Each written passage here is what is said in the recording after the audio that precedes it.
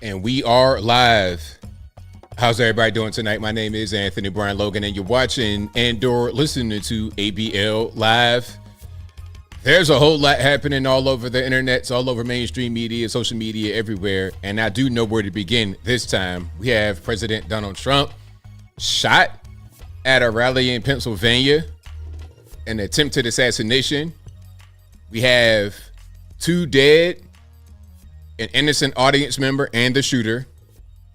The shooter was apparently on a rooftop, and he was in an area where Secret Service couldn't see. He was able to get off quite a few shots. The president was grazed in his ear, maybe even part of his skull, but he is okay. An audience member behind Trump, I think, died, and the shooter got deleted by Secret Service.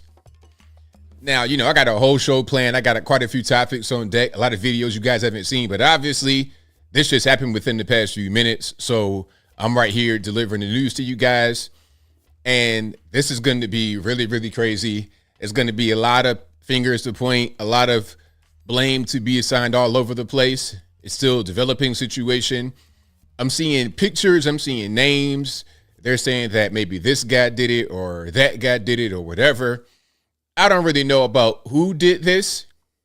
We can take a guess as to why, but I'm not comfortable with revealing what I'm seeing on social media as far as this person's face and name, because that's not been independently verified.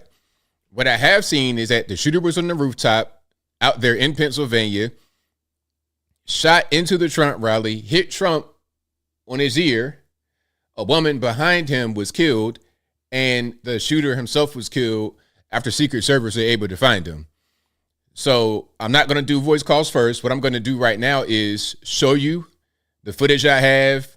I'll also show you interviews from the ground, and that'll be pretty much what we got going on. Okay, now I'm hearing that there might have been 2 shooters. We're going to get into that. Let's not get too far ahead of the game. Let's just pause for a second. Shout out to you guys for watching. I really, really appreciate y'all. If you like what you're hearing so far, if you enjoyed the content, please give the video a thumbs up. Like the video, share the video, do all that good stuff. That'll help me out tremendously. Shout out to the sponsors. You already know what it is. PatriotPost.us, ABLmerch.com, AnthonyBLogan.com. Check out all my links and emails and everything in the links in the description.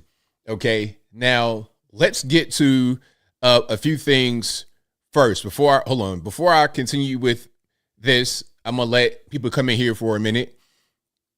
Now hold on, let me see.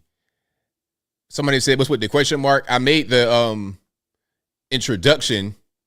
I made the is it a question mark? I don't know where it is, man. I made the thumbnail before a lot of information. Like, you gotta understand, I'm coming on the air and I'm setting up the live stream as information is coming in. I just learned that they got the shooter like 5 minutes ago, but I made a thumbnail about an hour ago. So you got to pardon me. Sometimes, you know, you got delayed information. All right. Now, let me see. Matthew Folk says, I think a man was killed, woman was shot. It was 2 people deceased. Yeah, some thought it was fake. Some thought it was fake, but it's not fake. Some thought it was staged, but it was not staged. We have people that are dead. Trump is okay physically, but he did get grazed in his ear and his head area with the bullet. I mean, God was on his side. Hey, man, listen, the shooter was on the rooftop, trained on him, hit him, but didn't hit him properly. Well, there's no proper way to, but you understand what I'm saying? He didn't hit him accurately. Thank God. Unfortunately, he did hit a woman that was near Trump, and she's deceased. May she rest in peace. And of course, the Secret Service went ahead and deleted the shooter after all this thing happened because he was on the rooftop. Now, what I wanted to say before we get into the clips and everything, I want everybody that's listening to this, watching this, to behave appropriately. Don't go out there and do nothing crazy, because you already know what time it is. I said the same thing on January 6th.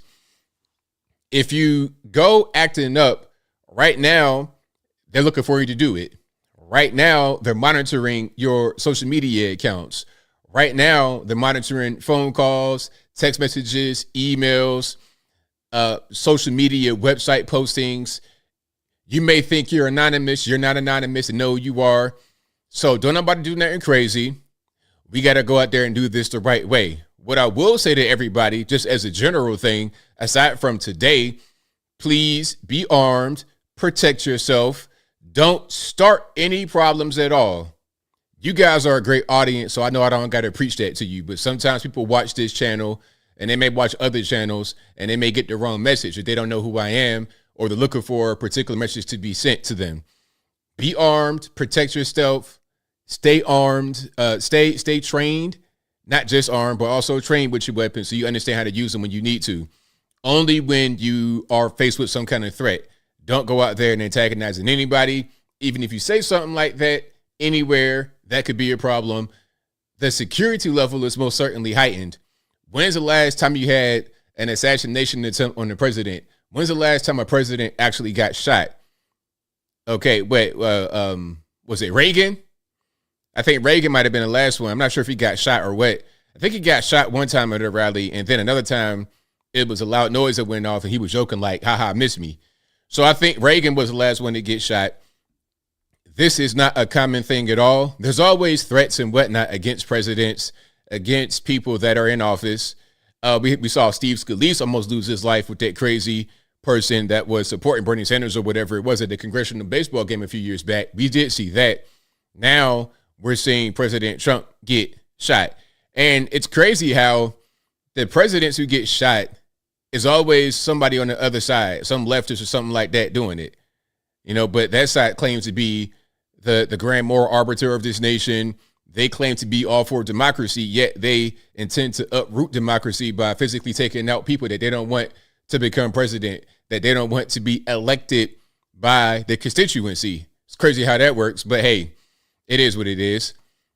So somebody's saying that's 2 deceased and 2 injured.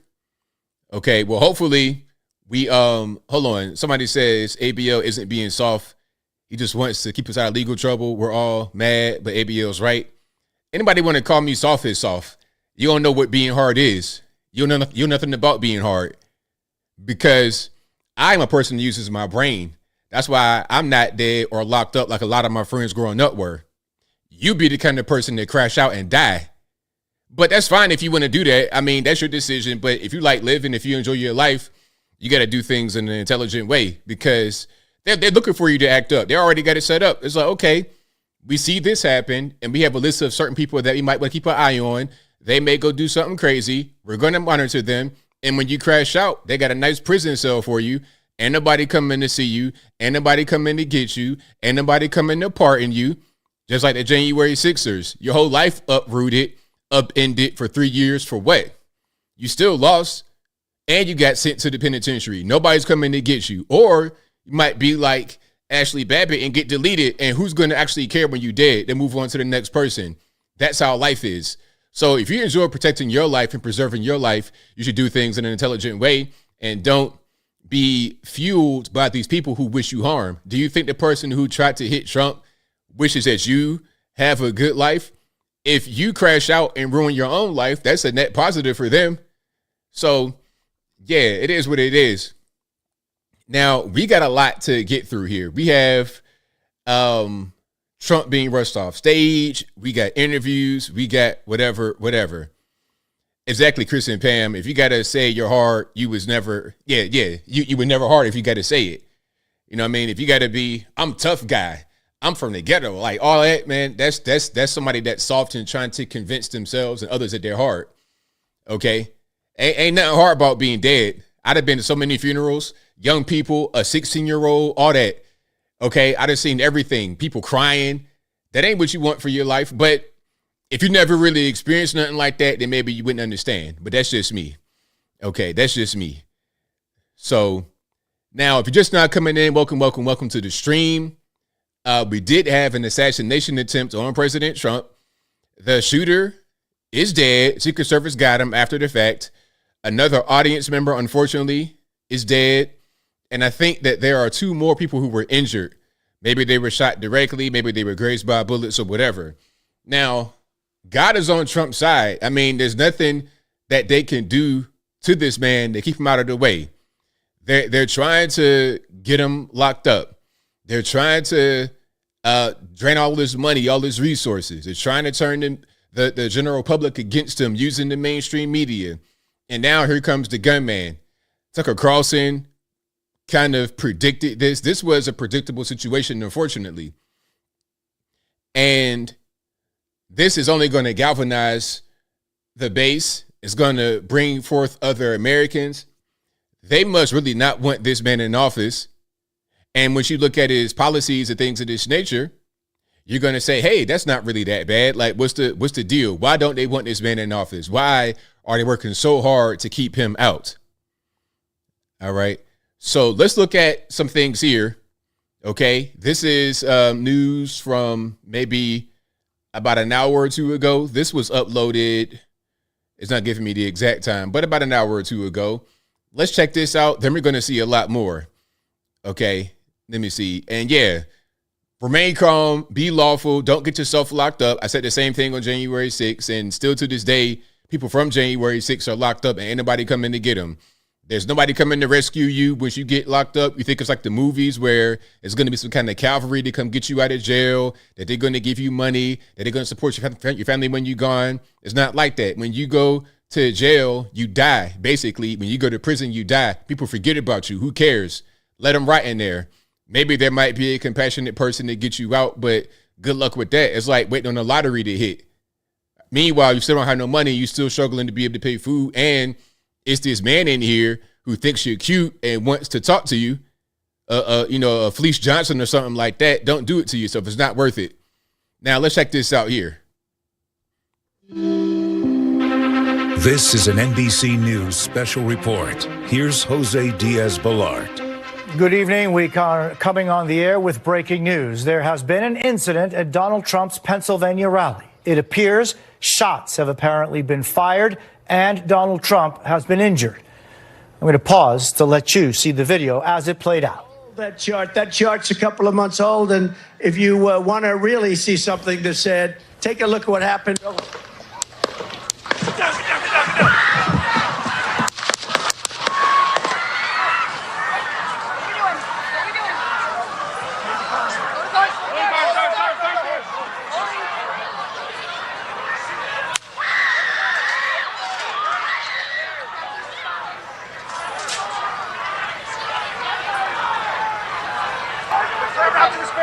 Moving to spare. Hold. When you're ready. On you.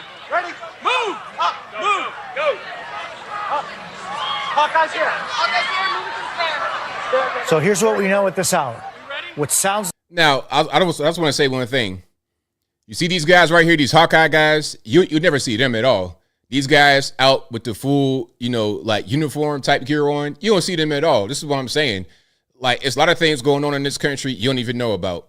You see the guys with the suits on, holding their stuff like this, holding their jackets like this, their colors like this. But you don't see these guys right here with the heavy weaponry, the tactical gear. Oh, yeah, it's a lot of people that you don't see that are there. Just like when you are on the internet, when you are in public, there's a lot of people that you don't see. There's a lot of things you don't see, but they're there. Okay? So just be cognizant of that fact. Here's what we know at this hour. What sounds like shots rang out. The former president grabbed his ear and as he fell was immediately surrounded by security behind the podium. And as you can see in these images, he was shortly rushed off the stage. This is an emerging situation. NBC's Dasha Burns is at that Trump rally north of Pittsburgh and joins us now. Dasha, what do we know? Jose, we're still waiting to confirm a lot of the details here. A lot of question marks still up in the air. Here's what I can tell you from my vantage point, because I was standing right here as Trump first came onto the stage. He was just a few minutes. And this right here, this picture, that's going to be iconic. You see Trump with the fist up. Now, some said that he was putting the Secret Service in danger and he was just doing too much. No. You have to understand. Let's just talk about this incident right here. Let's talk about this picture. Hold on. Matter of fact, let me see if I can just get the picture up aside from the video so you're able to see it a little bit better. Okay, yeah, there we go. There we go. Let's put this picture up. and let me explain kind of what's happening here. Now, first things first. By this time, they already neutralized the shooter. Some are saying that it was 2 shooters. It was at least 1 guy on the rooftop. They're saying he was neutralized, and now they can get up because for a while they were just on the ground when the gunshots were happening. And by the way, anybody, if you ever hear gunshots around you, if you ever been shot at, what you need to do is just get on the ground. Because I've seen too many videos of people, when there's gunshots going off, they kind of look like they don't know what to do. Get on the ground, cover yourself up. So if a bullet does find its way to you, you'll be better off being able to protect your vital organs, your head, and things like this. Yes, I have had guns pulled on me. Yes, I have been in situations where there was gunshots ringing out. I've never been in no real danger, but I have been in that situation. So anybody that's not been there, be careful. So this picture right here was after they said everything's clear. They had been down for a while and let's move. I think it was good to do that to let everybody know that I'm here. I'm okay. Don't worry about it. We're going to keep on fighting for this country. They couldn't stop me. They missed me. God's on my side, right? Because just a little bit over, it would have been a wrap. Somebody behind him was actually killed. So those bullets could have easily hit Trump, and we're talking about something different right now. All that we have right now is a graze on his ear. As you can see right there, his ear's grazed, but he's actually okay. So this was the right thing to do in this moment, to actually be defiant and also let everybody know, hey, I'm okay. I'm still here. I'm not going anywhere. Very good moment from Trump. And you could tell he kind of did it like it was kind of instinctual. Yeah, let me show you again. So you can see them huddled up here in front of the podium. Okay, now they're trying to extract him. You see my man over there with the tactical stuff on? That'd be the guy you see when you don't expect it. Knocking on your door or busting in your door. You know, people want to do stuff crazy. Think they could just say whatever, do whatever they want, engage in crazy activities. When they come get you, it'd be guys like that, and you won't even see it coming. But anyway, so look at what's happening right here. As Trump first came onto the stage, he was just So then he's like, hey, let me just make sure. A few minutes into his speech at this rally, I was in front of a camera and I was walking off of the press risers here. That right there is a crazy moment. That's going to be replayed forever. You're witnessing history right now. You're most certainly witnessing history. This kind of thing does not happen. It's a lot going on, but definitely God was on their side. Look, there's nothing they can do. They try everything. And Tucker said it. Tucker Carlson was like, look, they're going to try to do this. They're going to try everything in their power to get rid of this man. The lawfare situation, that's not working out. He was scheduled to be sentenced right around this time. I think the original sentencing date was July 11th, just a couple of days ago. If I'm not mistaken, if y'all wrong, y'all let me know. They pushed it back to like September or something crazy, like a faraway date. Close to the election. So now here we are after the scheduled sentencing date. Now we have a situation where they're trying to take the president's life. They feel like the lawfare didn't work. Locking them up didn't work. So now what did we do? We go to the next phase. And people have been saying this. You guys in the chat have been saying this for a long time, that they would do whatever it takes to get him out of office, right? To keep him out of the White House again. They'll do anything, including trying to take his life. Oh, you're a tinfoil hat wearer. You're a MAGA Republican. You're an idiot. You're a moron. All this, that, and the third. That's what they say to you, right?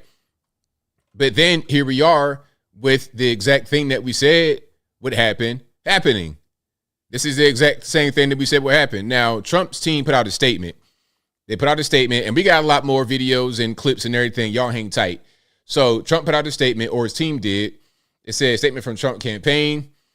President Trump thanks law enforcement and first responders for their quick action during this heinous act. He is fine and being checked out at a local medical facility. More details will follow. And that comes from a Trump spokesperson. All right. That comes from a Trump spokesperson. And Now, have we heard from Biden? I think the Biden team has said something. Well, their Twitter said something, but Biden ain't going to go right now. Right now, what should happen is Biden should go before a podium and speak to the public. Okay, you need to try to quell any kind of civil unrest that may result after this. You're the executive, you're the main guy. You're the commander in chief. This should be your responsibility, but you're not doing anything. Why? Because you don't really look. It's past your bedtime. It's past 4 p.m. You're not on your medication and all that stuff. So you're not really going to do much aside from this tweet. A tweet. We've not seen Joe Biden speak. We've not seen anything. Now, did Joe Biden speak? Is he speaking? Biden gave a press brief. Okay, let me see if I can find it right quick. And if you guys like what you're hearing so far, please give the video a thumbs up. Like the video, share the video, do all that good stuff. That'll help me out tremendously. Let me see if we can find the press conference, because you guys are saying that did happen. I don't see anything. You guys point me in the right direction. I don't see a thing. Doubts from those within his party. Okay, let's go back here. Okay, I see it now. I do have it. This is ABC. This is ABC 7 Chicago. It was during the live stream.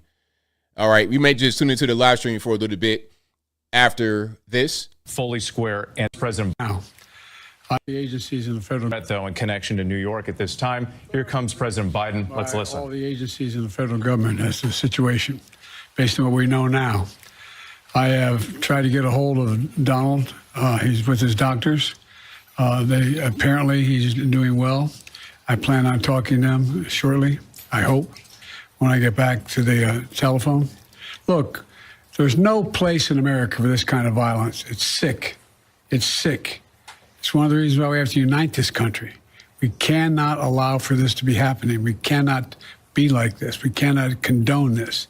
And I want to thank the Secret Service and all the agencies, including the state agencies, that have been engaged in making sure that the people we have more detail to come relative to other people maybe injured in the audience. I don't have all that detail. We'll make that available to you. I may be able to come back a little later tonight, but we'll put out a statement if I'm not able to if it's not convenient for you all. But the bottom line is that the Trump rally was a rally that he should have been able to be conducted peacefully without any problem. But the idea that there's political violence or violence in America like this is just unheard of. It's just not appropriate. And everybody must condemn it. Everybody. I'll keep you informed, and if I am able to speak to Donald, I'll let you know that as well. But so far, it appears he's doing well, number one. Number two, that there's thoroughly investigating what happened to anyone else in the audience. We have some reports, but not final reports. And every agency in the federal government, I'm going back to my phone to speak with the federal agencies that are being put together again to give me an updated briefing. Has anything happened? They learned any more in the last couple hours. So thank you very much, and I hope I get to speak to them tonight, and I'll get back to you if I do, okay? I don't know enough to. I have. So the question, if you didn't hear it, do you think this was an assassination attempt? I have an opinion, but I don't have any facts. So I want to make sure we have all the facts before I make any more comments. Thank you. Are you worried about your own safety? Was the security failing, Mr. President? President Biden with that short statement there. Again, he's in Rehoboth, Delaware for the weekend, but released a statement earlier tonight, but coming out before the cameras right now on the microphone saying that there is no place in America for this kind of violence. It's sick. It's sick. And on that political violence, he said everyone must condemn it. President Biden also said that he made a few attempts to try to reach former President Donald Trump, but was not able to, but said that he would like to be able to speak with him at some point when he's able. But again, President Biden reiterating what we've heard time and time again, the calls. Okay, so that's that. Now, I can't confirm that. Let's see if there's more here. It's not clear how the shooter died. Correct. At this point, we don't know. I don't know. How about that? I don't know at this point. Fair enough. I understand. And forgive me. I know it's a fluid situation and information is coming in. So there's more. We can go back to that live stream in just a minute, but I have more videos for you guys that I already have up here.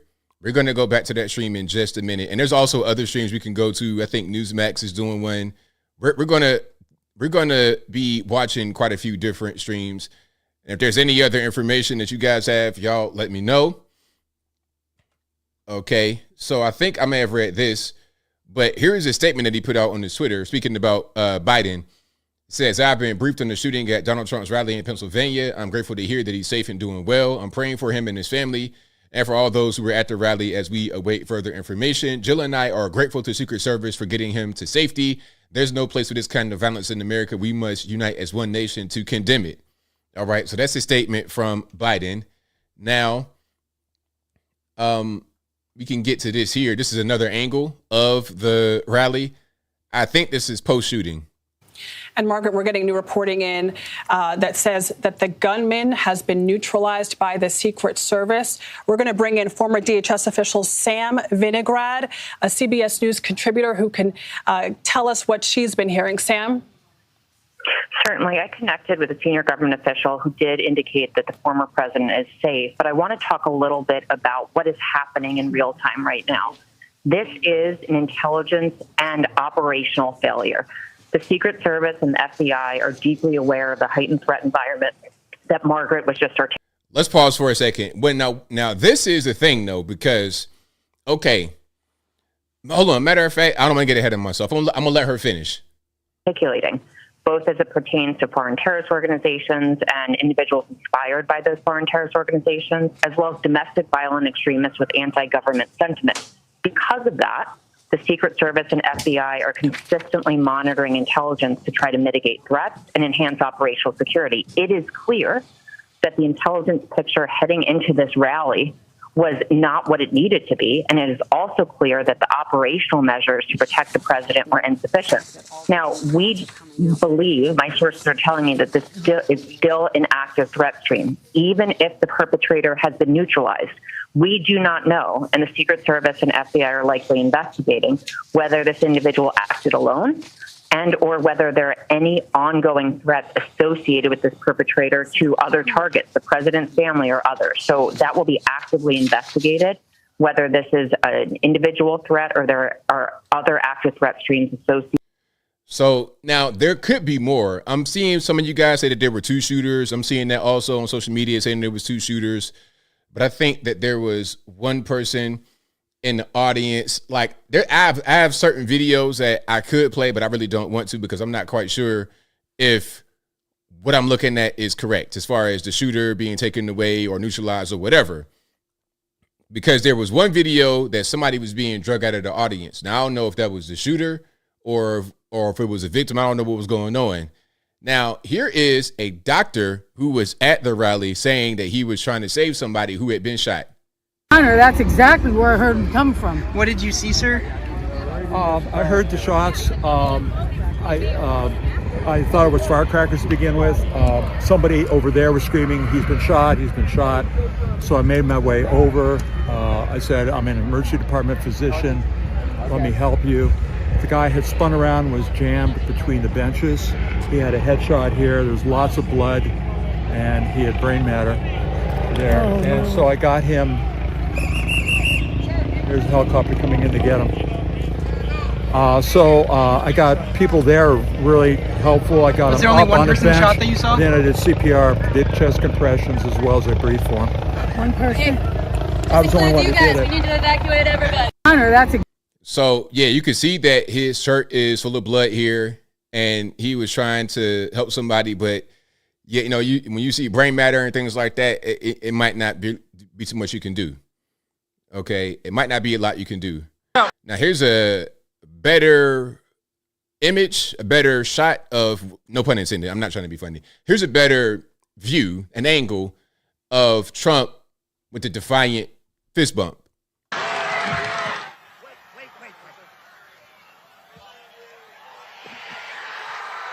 So you heard him visibly like, wait. Like, let me just let everybody know we good. We in there. I'm not going to let this stop me. I'm going to still be fighting for you. Because, you know, let's be realistic here. Trump could be at the house minding his business. If Trump was at the house minding his business, not running for president, this wouldn't be happening. He wouldn't be getting shot at rallies. He wouldn't be having the lawfare situation. He wouldn't be spending millions upon millions upon millions of his personal revenue to defend himself. All these false allegations. If not for the fact that he's running for president. That's the only reason why this is happening. Okay, that's it. So this right here is a moment to say, hey, I'm still with you. That's what I get from it. That's what I get from it. All right. Now, again, that was after he had been shot. And again, if you're just now coming in, welcome. Trump was shot at an assassination attempt. His ear was grazed, but he's okay physically. Physically, he's okay. Unfortunately, there was somebody in the audience, one of the rally goers, who was killed. And I think the person was sitting behind Trump. So obviously the person who was the shooter, who they say may have been on the rooftop, this person could have really ended the president's life.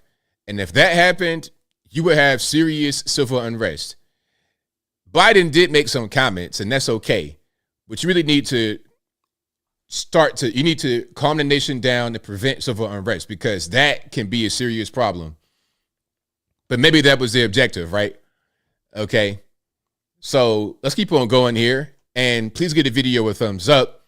Like the video, share the video, do all that good stuff. That'll help me out tremendously. Now, this is a man who says he saw the shooter on the rooftop and was trying to alert the authorities, but they were kind of putzing around. All right. That's what he says. So let's check it out. We noticed a guy bear crawling up the roof of the building beside us, 50 feet away from us.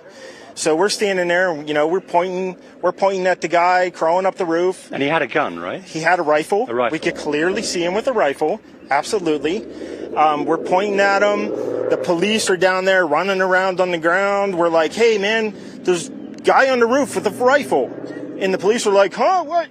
Like they didn't know what was going on. We're like, hey, right here on the roof. We can see him from right here. We see him. He's crawling. So that's one. Now there's more. Let's get to the other clip here.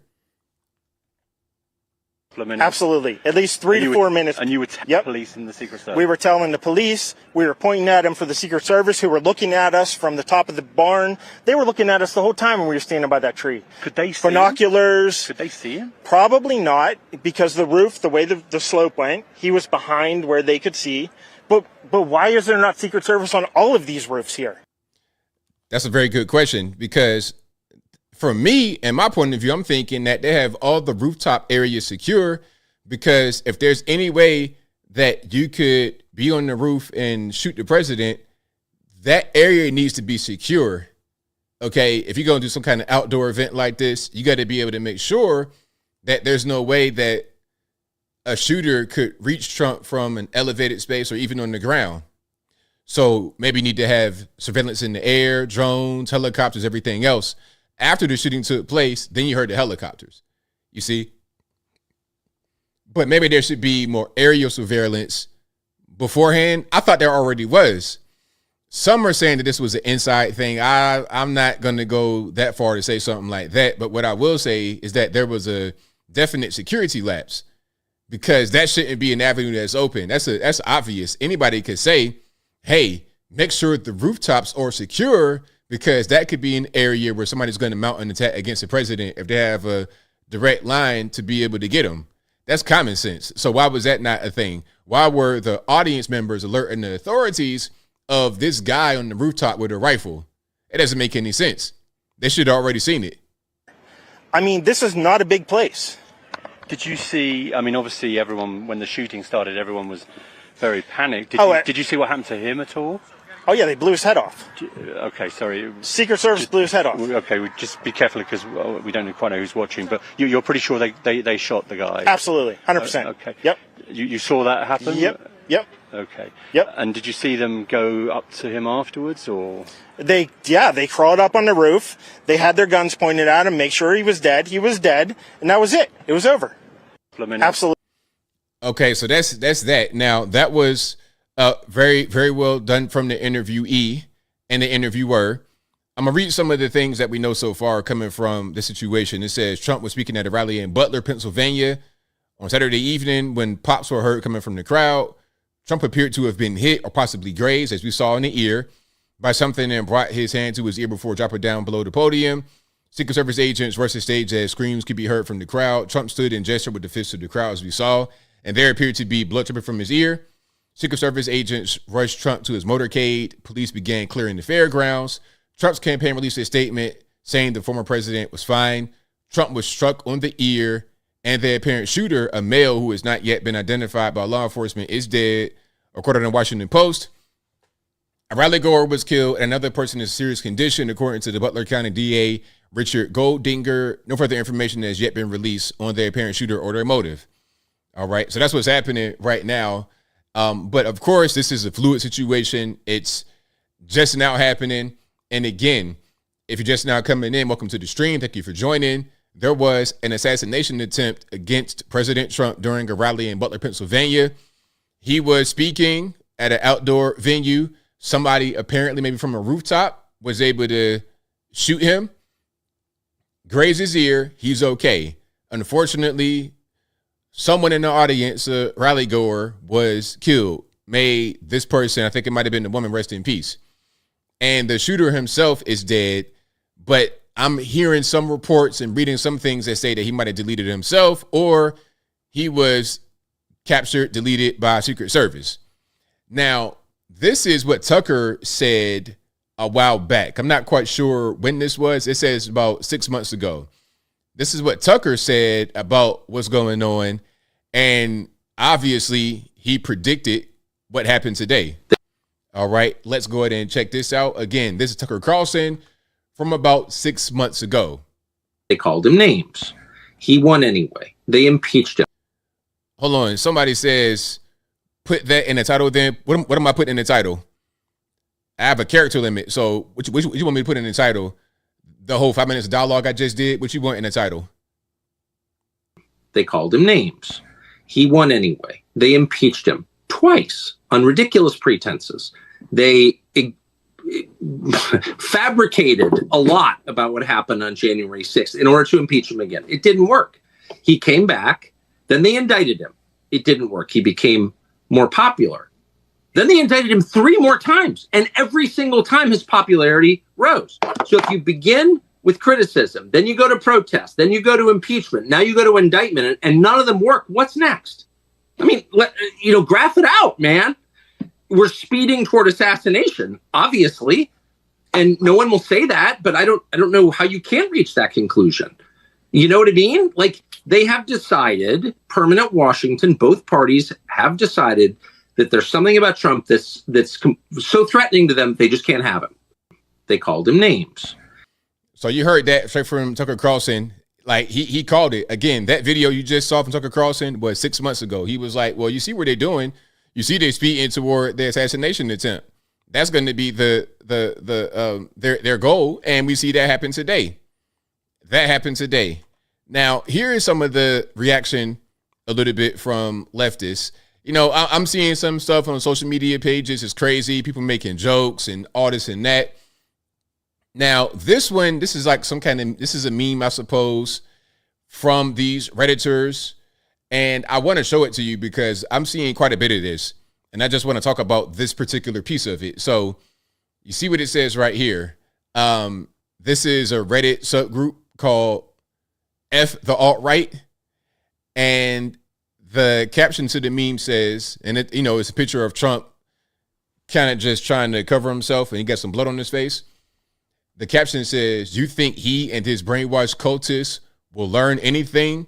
Probably not, period." And then it says thoughts and prayers with a bunch of funny looking characters at the bottom.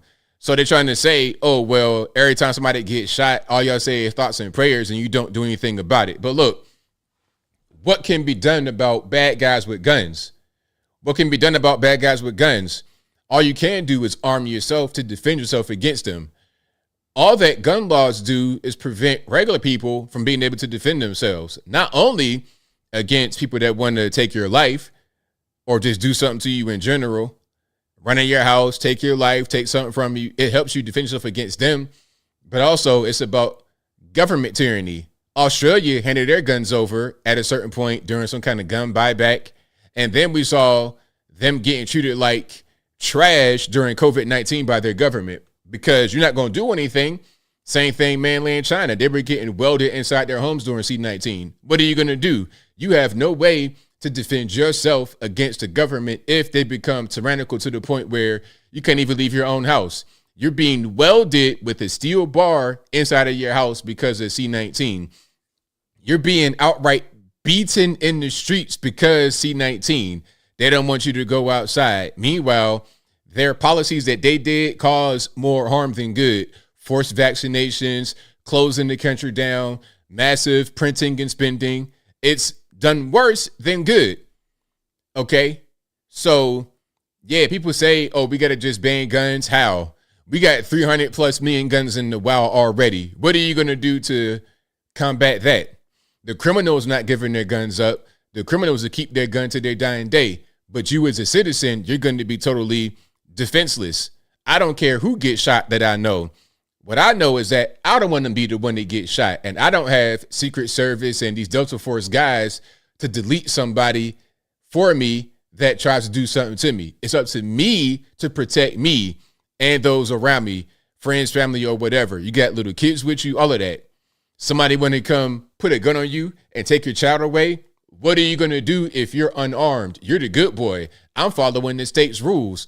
I don't have my gun. And then that happens right in front of you. You have no way to defend yourself. You're trying to fight this gunman with your fists who's taking your child and you die and they get taken away. So make that make sense. But again, a lot of people who may try to call me soft or who may try to say let's ban guns have never experienced anything like that. You never experienced gun violence. You've never been punched in your face before. You never really had any kind of adversity in your life, if that's what you think. This moment right here was an ugly moment in history, but what it taught us is you got to fight fire with fire. People are going to be out here and have ill intentions. You got to protect yourself and those around you. That's your objective. And again, as I said from the beginning, my objective here is not to radicalize anyone or to call anyone to action. Hey, go out in the street and just attack random people. All I'm saying is you got to defend yourself, your country, and prevent government from being tyrannical upon you, as we've seen in other parts of this world.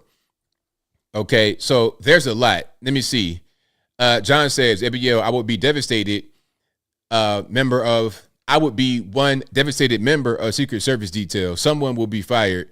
Security of nearby rooftops is a no-brainer. Exactly. Yeah, it's a no-brainer because I'm not a security expert. I'm just a guy in this house talking about politics. You would think that if I know to protect rooftops, that they know the same thing. Why was that kind of an afterthought, an oversight? It's a really weird thing to see. Okay, it's really weird to see. Now, let me see if I can find another stream here. And thank you guys for being here. I really, really appreciate y'all. I think Newsmax may have something. I think Newsmax may... Yeah. A physician who was providing CPR to an individual who was shot. There was somebody else there. We don't know anything about him. And I think we might have this doctor speaking. We do. If you don't mind, let's go ahead and roll that tape. That's exactly where I heard him come from. Yeah, I played that one earlier. That was the man that was talking about saving somebody's life. I'll let it go ahead and play again. Firecrackers to begin with. Somebody over there was screaming, he's been shot. So I made my way over. I said, I'm an emergency department physician. Let me help you. The guy had spun around, was jammed between the benches. He had a headshot here. There was lots of blood, and he had brain matter there. Oh, no. And so I got him. There's a helicopter coming in to get him. So I got people there really helpful. I got Was there only one person shot that you saw? Then I did CPR, did chest compressions as well as I breathed for him. One person? I was the only one to do that. We need to evacuate everybody. Okay, we'll go back to that stream in a minute on Newsmax. But we got a statement, another statement from Trump on Truth Social just now. Let me go ahead and put that up for you guys right quick. Okay. And here we go. It says, I want to thank the United States Secret Service and all of law enforcement for the rapid response on the shooting that just took place in Butler, Pennsylvania. Most importantly, I want to extend my condolences to the family of the person at the rally who was killed, and also to the family of another person that was badly injured. It is incredible that such an act can take place in our country. Nothing is known at this time about the shooter, who is now dead. I was shot with a bullet that pierced the upper part of my right ear. I knew immediately that something was wrong and that I heard a whizzing sound, shots, and immediately felt the bullet ripping through the skin. Much bleeding took place, so I realized then what was happening. God bless America. All right. So again, that is a statement from President Trump over on Truth Social. Now, that's crazy. I mean, you know what? And I told you guys been watching me for a long time. I told you guys that summertime, right before the election, would get crazy. Every single year, there's something. 2016, what you have? You had Freddie Gray, all that kind of stuff going on. Baltimore, Ferguson, you had all of that stuff happening. And you know what was crazy? Today, I was just thinking about Jamila Bowden. You guys remember her? Jamila Bowden was a little girl who was shot in St. Louis or Ferguson, that area, after being on her mom's bed, during being on her mom's bed doing homework. She's on her mom's bed doing homework, minding the business. Little girl, my been between like 9, 10, 11 years old, a child. On her mom's bed doing homework, bullet comes in through the house. As a stray bullet strikes her, she dies. And it was a grown man, a police officer, crying tears. Man had to be about 50, 60 years old, crying, boo-hooing. It was really sad. I thought about that today. And I thought about that during in the context of election years.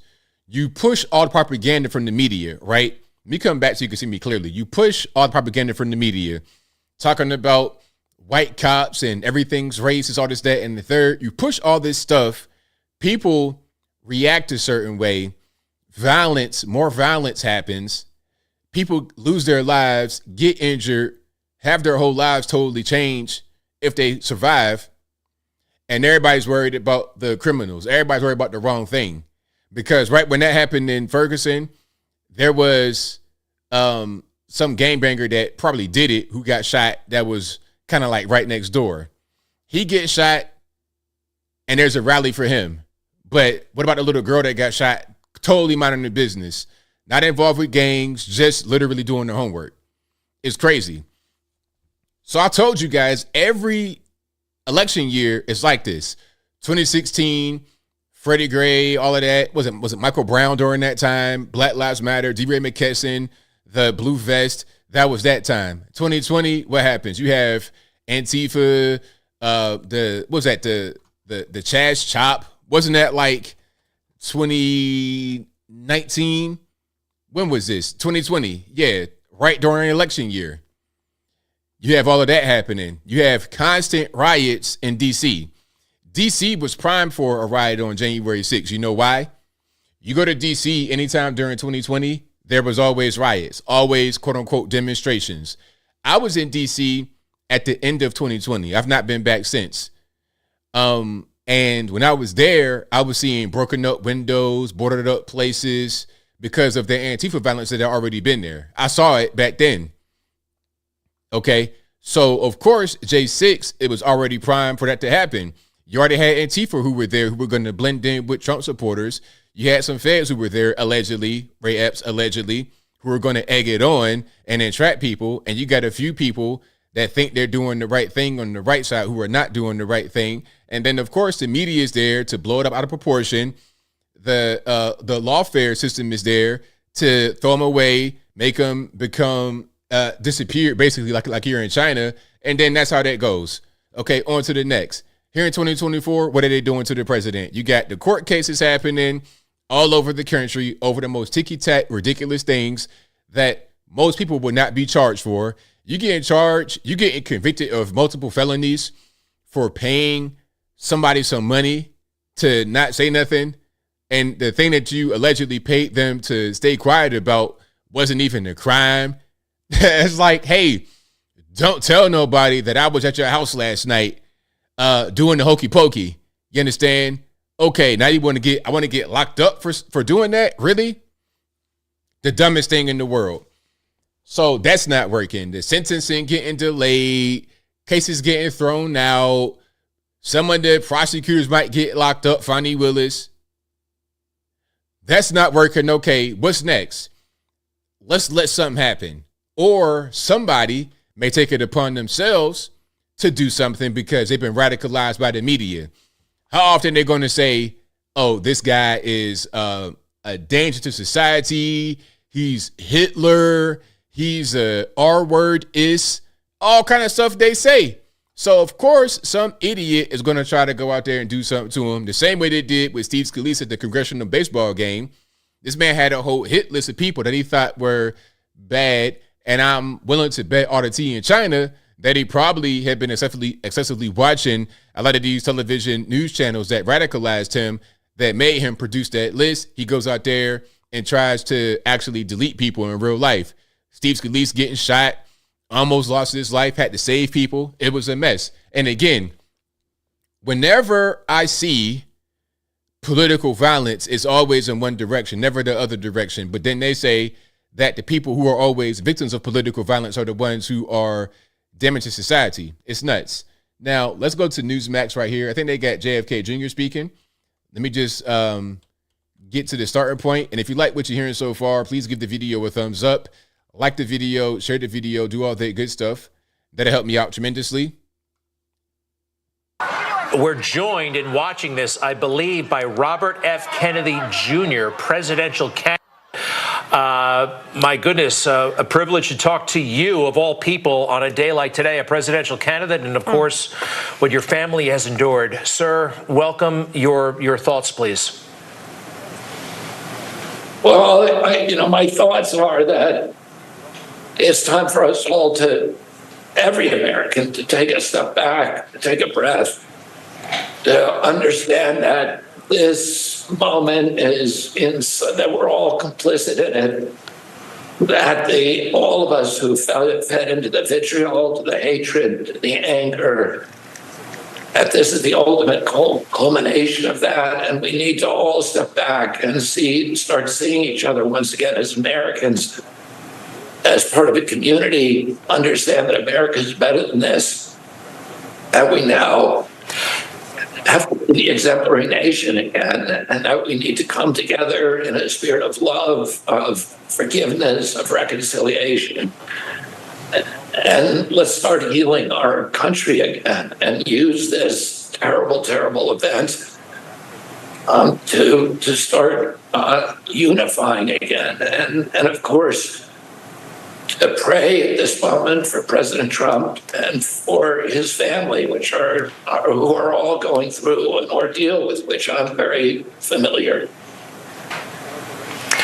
Mr. Kennedy, when you witnessed that moment, I can only imagine what you felt personally, again, as Greg referenced, based on the history with your family. Also, you have been asking for your own Secret Service protection, which you have been denied. Just your thoughts on that.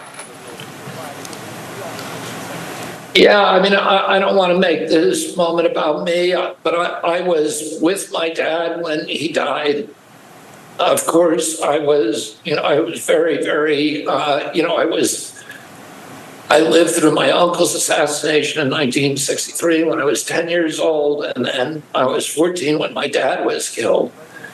And I was with him in Los Angeles, and so I understand what the family is going through. I also understand the greater trauma to our country, that this affects everybody in our country. And we have to understand, again, that it's linked in one way or another to the vitriol, to the anger, to the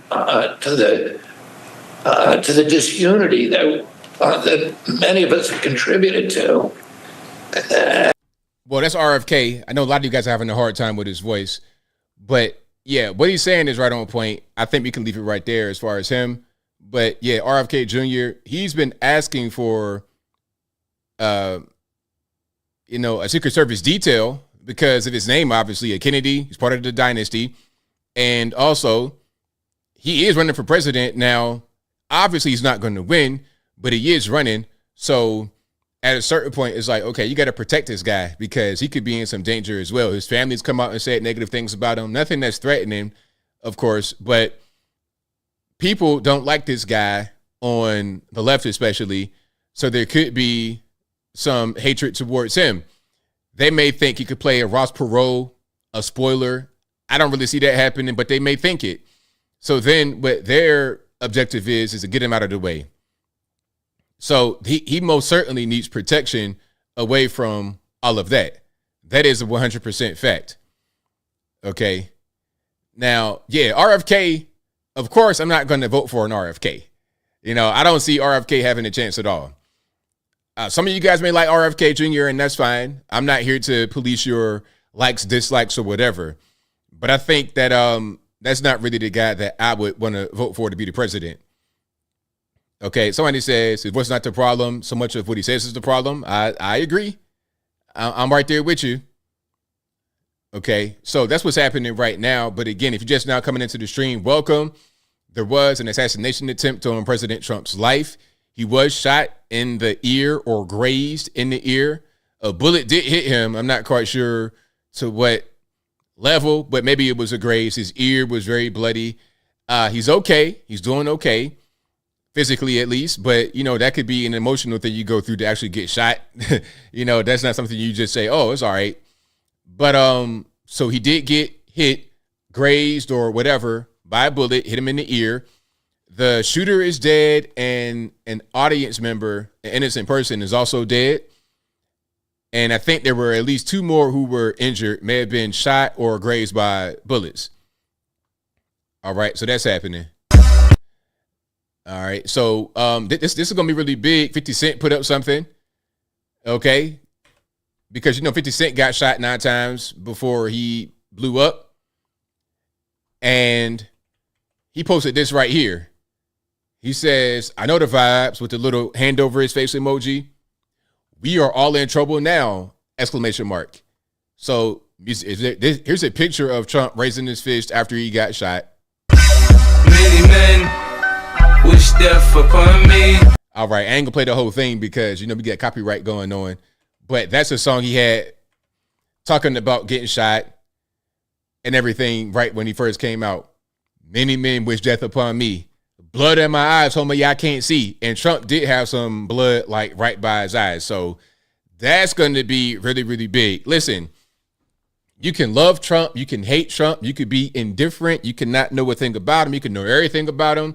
But one thing that we know is that today cemented the election. There is no way that Biden can win.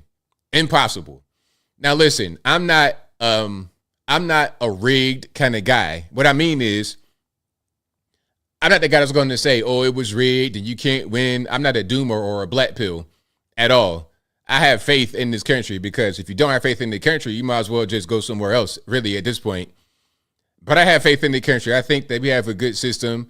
We have a good voting system. Some states have some issues, California. But in my state, Tennessee, we got a rock solid system. We got voter ID, paper ballots, all of that is all good over here. So if the election happens and Trump loses, then I'll be like, okay, you guys who are the doomers and the black pills, now you got a point. I don't see that happening. And look, here's my thing. They wouldn't try so hard to keep him out of office doing all this rigmarole if they could just push a button and rig the election. There'd be no need. Why do all this? You've already done the job of saying that Trump is a bad man and he's Hitler, all this and that and the third. You've already been able to successfully poison the minds of the people against this man. So if he was to lose, they'd be celebrating. They'd be congratulatory high fives and cheers in the streets, the same way it was in 2021 when they were doing the electric slide barely with no rhythm in Washington, D.C., places like that, right? So there's no need to do all this extra stuff.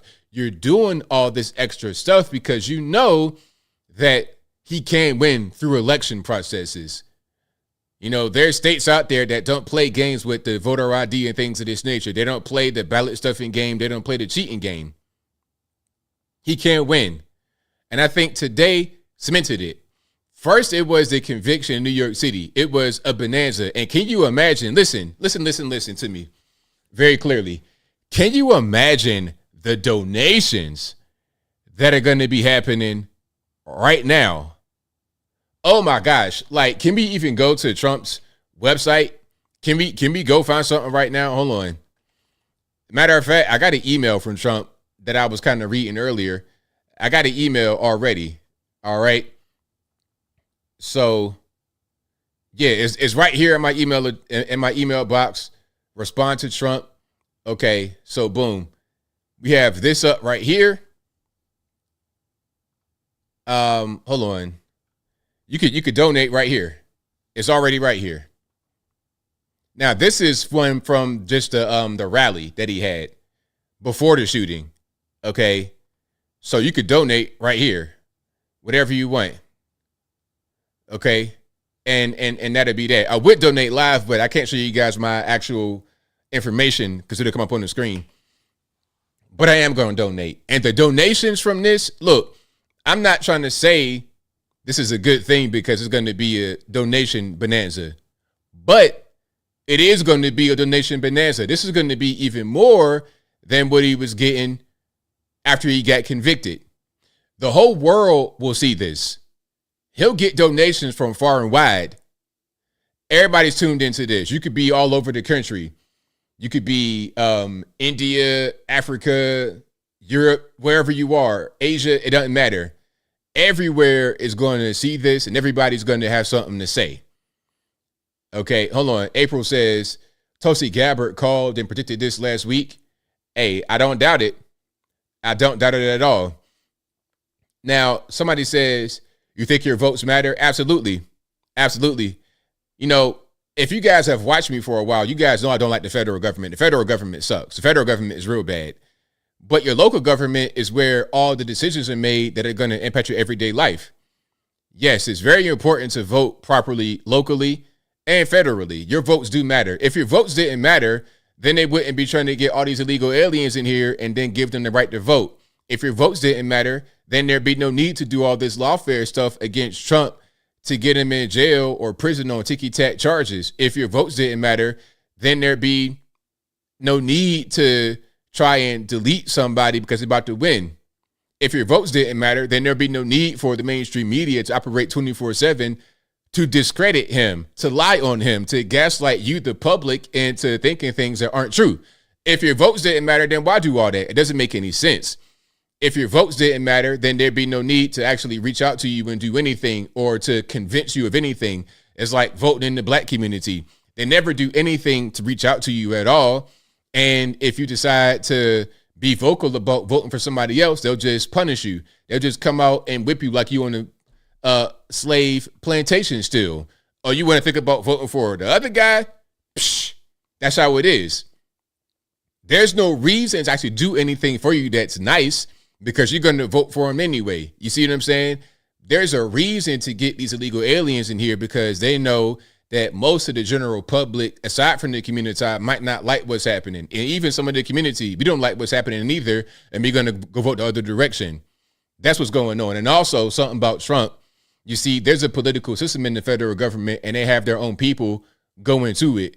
They're all related. They all know each other.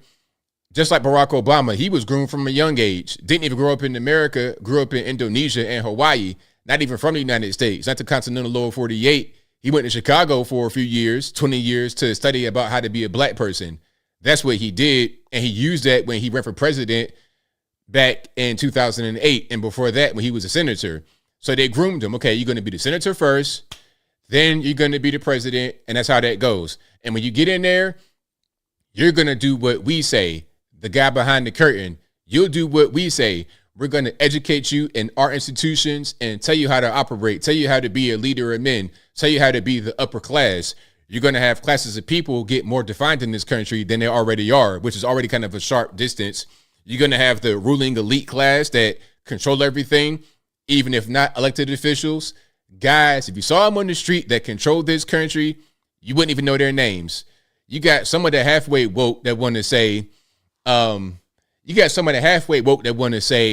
that it's the Jays and they did it, but that's kind of like short thinking. That's very short thinking.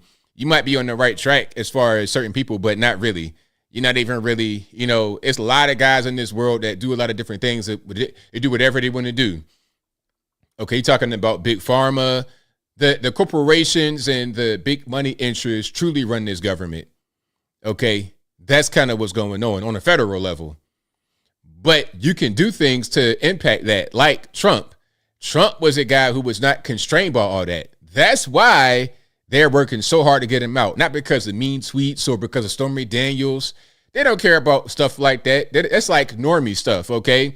Joe Biden allegedly took showers with his whole 13-year-old daughter with no clothes on, butt naked, right? Allegedly from the diary is what it said, right? But don't nobody care about that. There's no lawsuit. There's no big stink. There's no big fuss about that. Dick Cheney, the former vice president, shot somebody in the head and then had the guy go out there and apologize for it. I'm sorry for inconveniencing Dick Cheney. They don't really care about felonious activity, sexual assault, things of this nature. They only care about that kind of thing when they think they can use it as a way to suppress somebody that they don't want to be out there in leadership role. That's what's happening here. This is us. Our voting power is what got Trump in there. They were not ready for this. They thought it would be Hillary Clinton. They had everything lined up. They had all the ducks in the row, the staff ready, all the plans for global conflict and wars and extracting money from there and there. They had it all planned out to put her in there. Here comes Donald Trump. They didn't take him seriously. They didn't think he would win. He had half of the money and pulled it out. Why? Because of your vote. If our votes didn't matter, do you think Donald Trump would have become the president? Listen to me very clearly. If you think your votes don't matter and everything is predetermined and you're a doomer, do you think that Donald Trump would have ever become the president? Ever? Be serious. They would have rather elected Flavor Flav. Flavor Flav, they would have rather had him in there. Okay, he ain't do nothing all day but just talking about, yeah, boy, that's what they would have wanted. So your vote does matter. Don't be so cynical to think that it's just, it really does. Let me go back to the Newsmax stream, and then we can get rocking and rolling. And shout out to you guys for being here. Really appreciate y'all. If you like what you're hearing so far, please give the video a thumbs up. Like the video, share the video, do all that good stuff. That'll help me out tremendously. There'd be no way, if your vote was useless, that Donald Trump would ever become the president. Ain't no way in this world. Ain't no way. But after he became the president, then certain states decided to try and make it more difficult for him to win. That's called voter suppression, but that's only in certain states because it didn't do that in my state. In my state, it was the same process in 2016, 2020, and 2024. Now, it'd be the same thing when I go in there and cast my vote for Donald J. Trump again for the third time. It's the same process. ID, registration, paper ballot, boom, no problems. California, oh, well, we got ballot harvesting and we got ballot stuffing and we got all kind of things going on. Okay, that's kind of what's happening with that. But yeah, this whole thing about blaming the Jays, that's the dumbest thing in the world because in reality, that's like a white thing. Oh, the Jews, just like Italians and Russians, it's all white people at the end of the day. It's an advanced way to blame the white man, which I'm not really into. That's why I always joke about it at the beginning of the stream. Blame the white man. It's not really a serious thing. I'm late because I'm late, not because some random white man behind the curtain made me be late. The same way, ain't no random person with a small hat made me do anything else I don't want to do. But let me get back to the stream right here. Yeah, a white guy with a small hat is like, okay, that's the woke way. Let me just say it was the Jews and rather than the white guy. It's a white guy with a funny hat on. That's gonna be my excuse. Okay, let me just play some of this.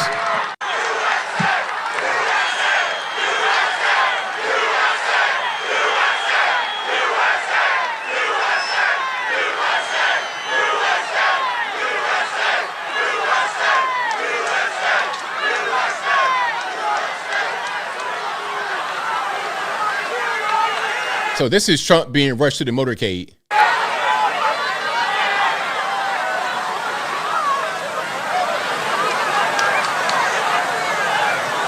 Shoes and of course the cheers. Yes. President Trump has provided us, however, with an extraordinary amount of information. He sure has. Here is what he posted on Truth Social just a few moments ago. I want to thank the United States Secret Service and all of law enforcement for their rapid response on the shooting that just took place in Butler, Pennsylvania.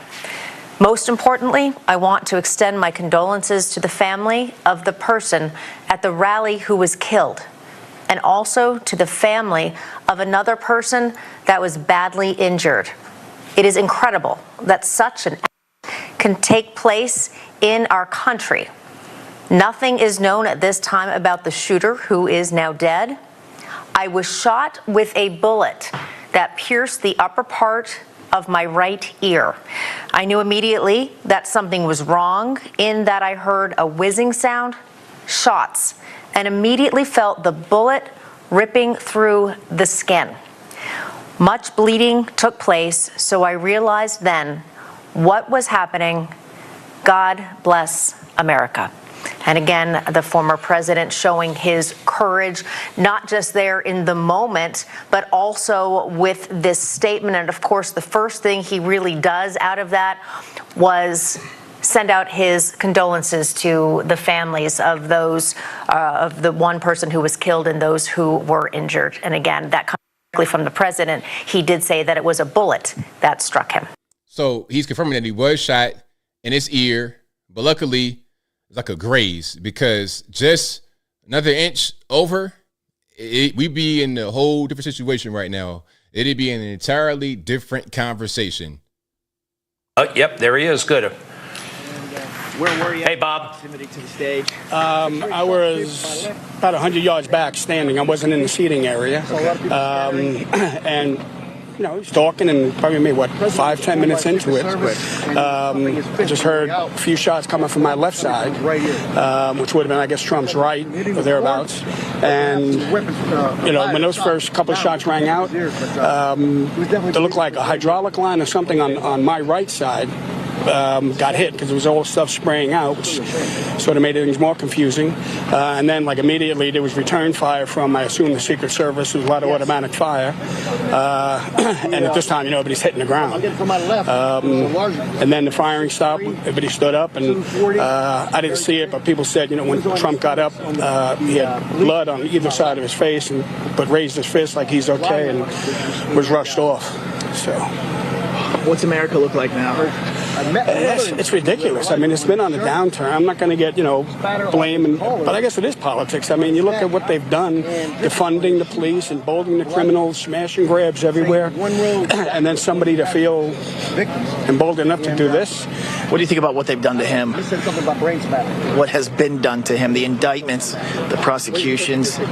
It's all clean. It's all baloney. It's all do you think that, BS charges. Do you think that plays into why somebody may have come here in smaller caliber? Yeah, I don't doubt that. You know, somebody who's on the edge already, you know, sees this stuff, and you watch, you know, these news and all that other stuff. Yeah, it could push somebody over the edge, or somebody getting that pissed off at either candidate at this point. What do you want to say to President Trump? I wish him all the best. Hopefully he isn't hurt too much, if he is hurt at all. And if anything, just gives me more resolve, and hopefully the whole country to stand behind him, get in here and clean this mess up.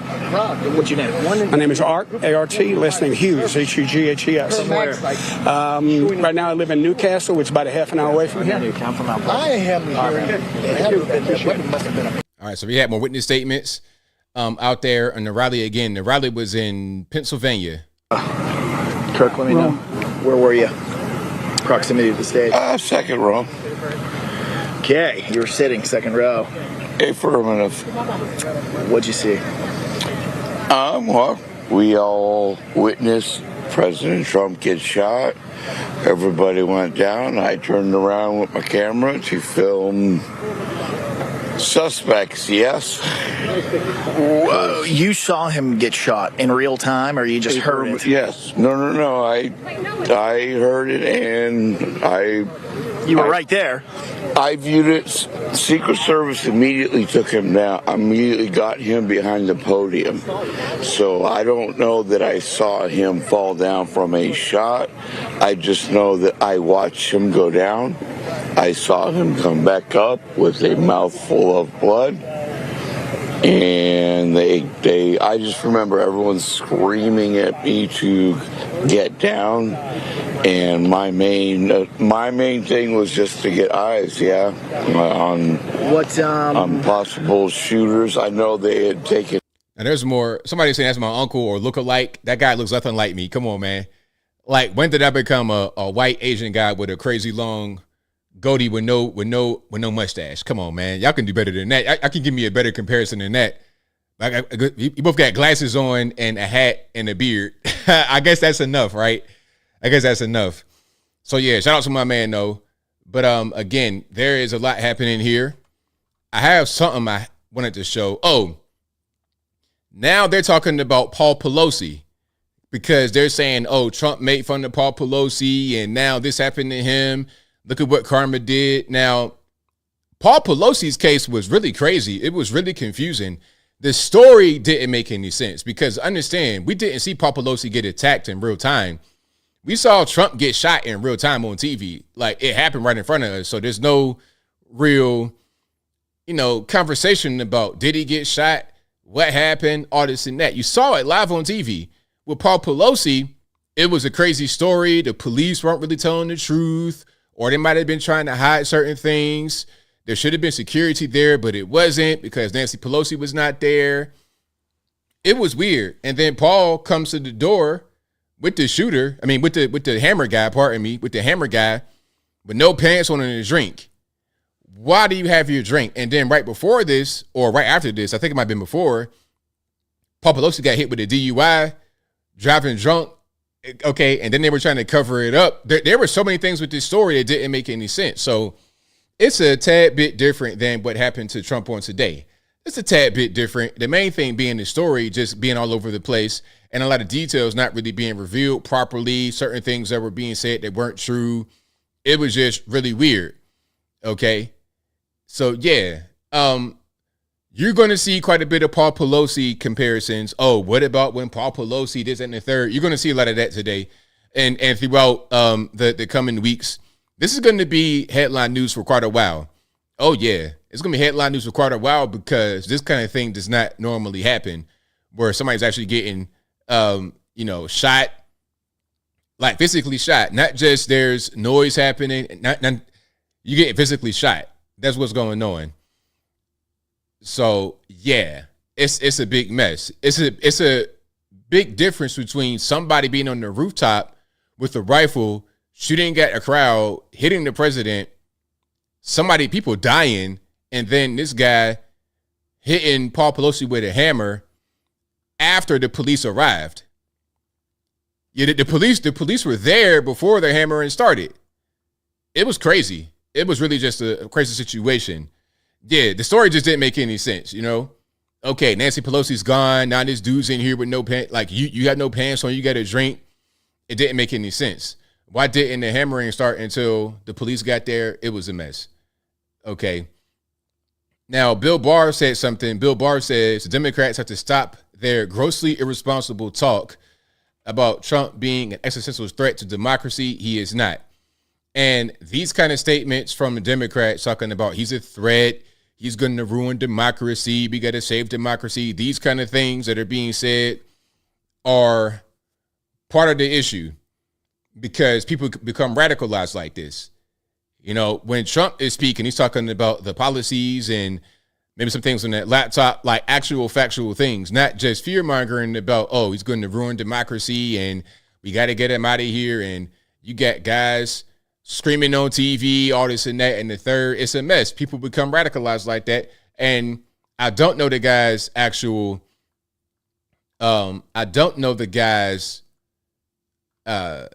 name or whatever, but I think once you figure out what's happening, we're going to know more. Now, here's a picture of the guy, or a picture of, the guy.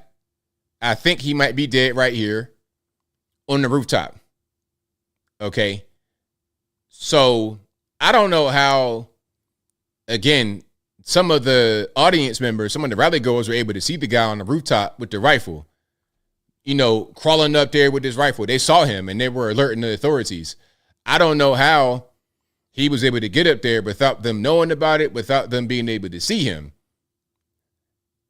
If you're going to have any kind of elevated structure or any space within a certain area of the president during an outdoor rally, all that needs to be a perimeter that's secure.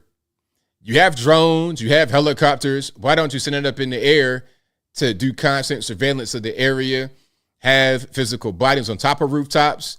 Have your Secret Service on top of rooftops. Like, these guys should have already been up there on the roof looking at other roofs, if possible, if you can see through the trees, because you might have certain spots covered up by trees or whatever. But if there's a line of sight to the president and on an elevated structure or just flat land, you guys need to be aware of what's happening. But unfortunately, they were not, although the audience members were able to see what was happening. And I don't know if they saw what was happening. Okay, so look. So this is apparently, oh man, this is crazy. This is, okay, now look.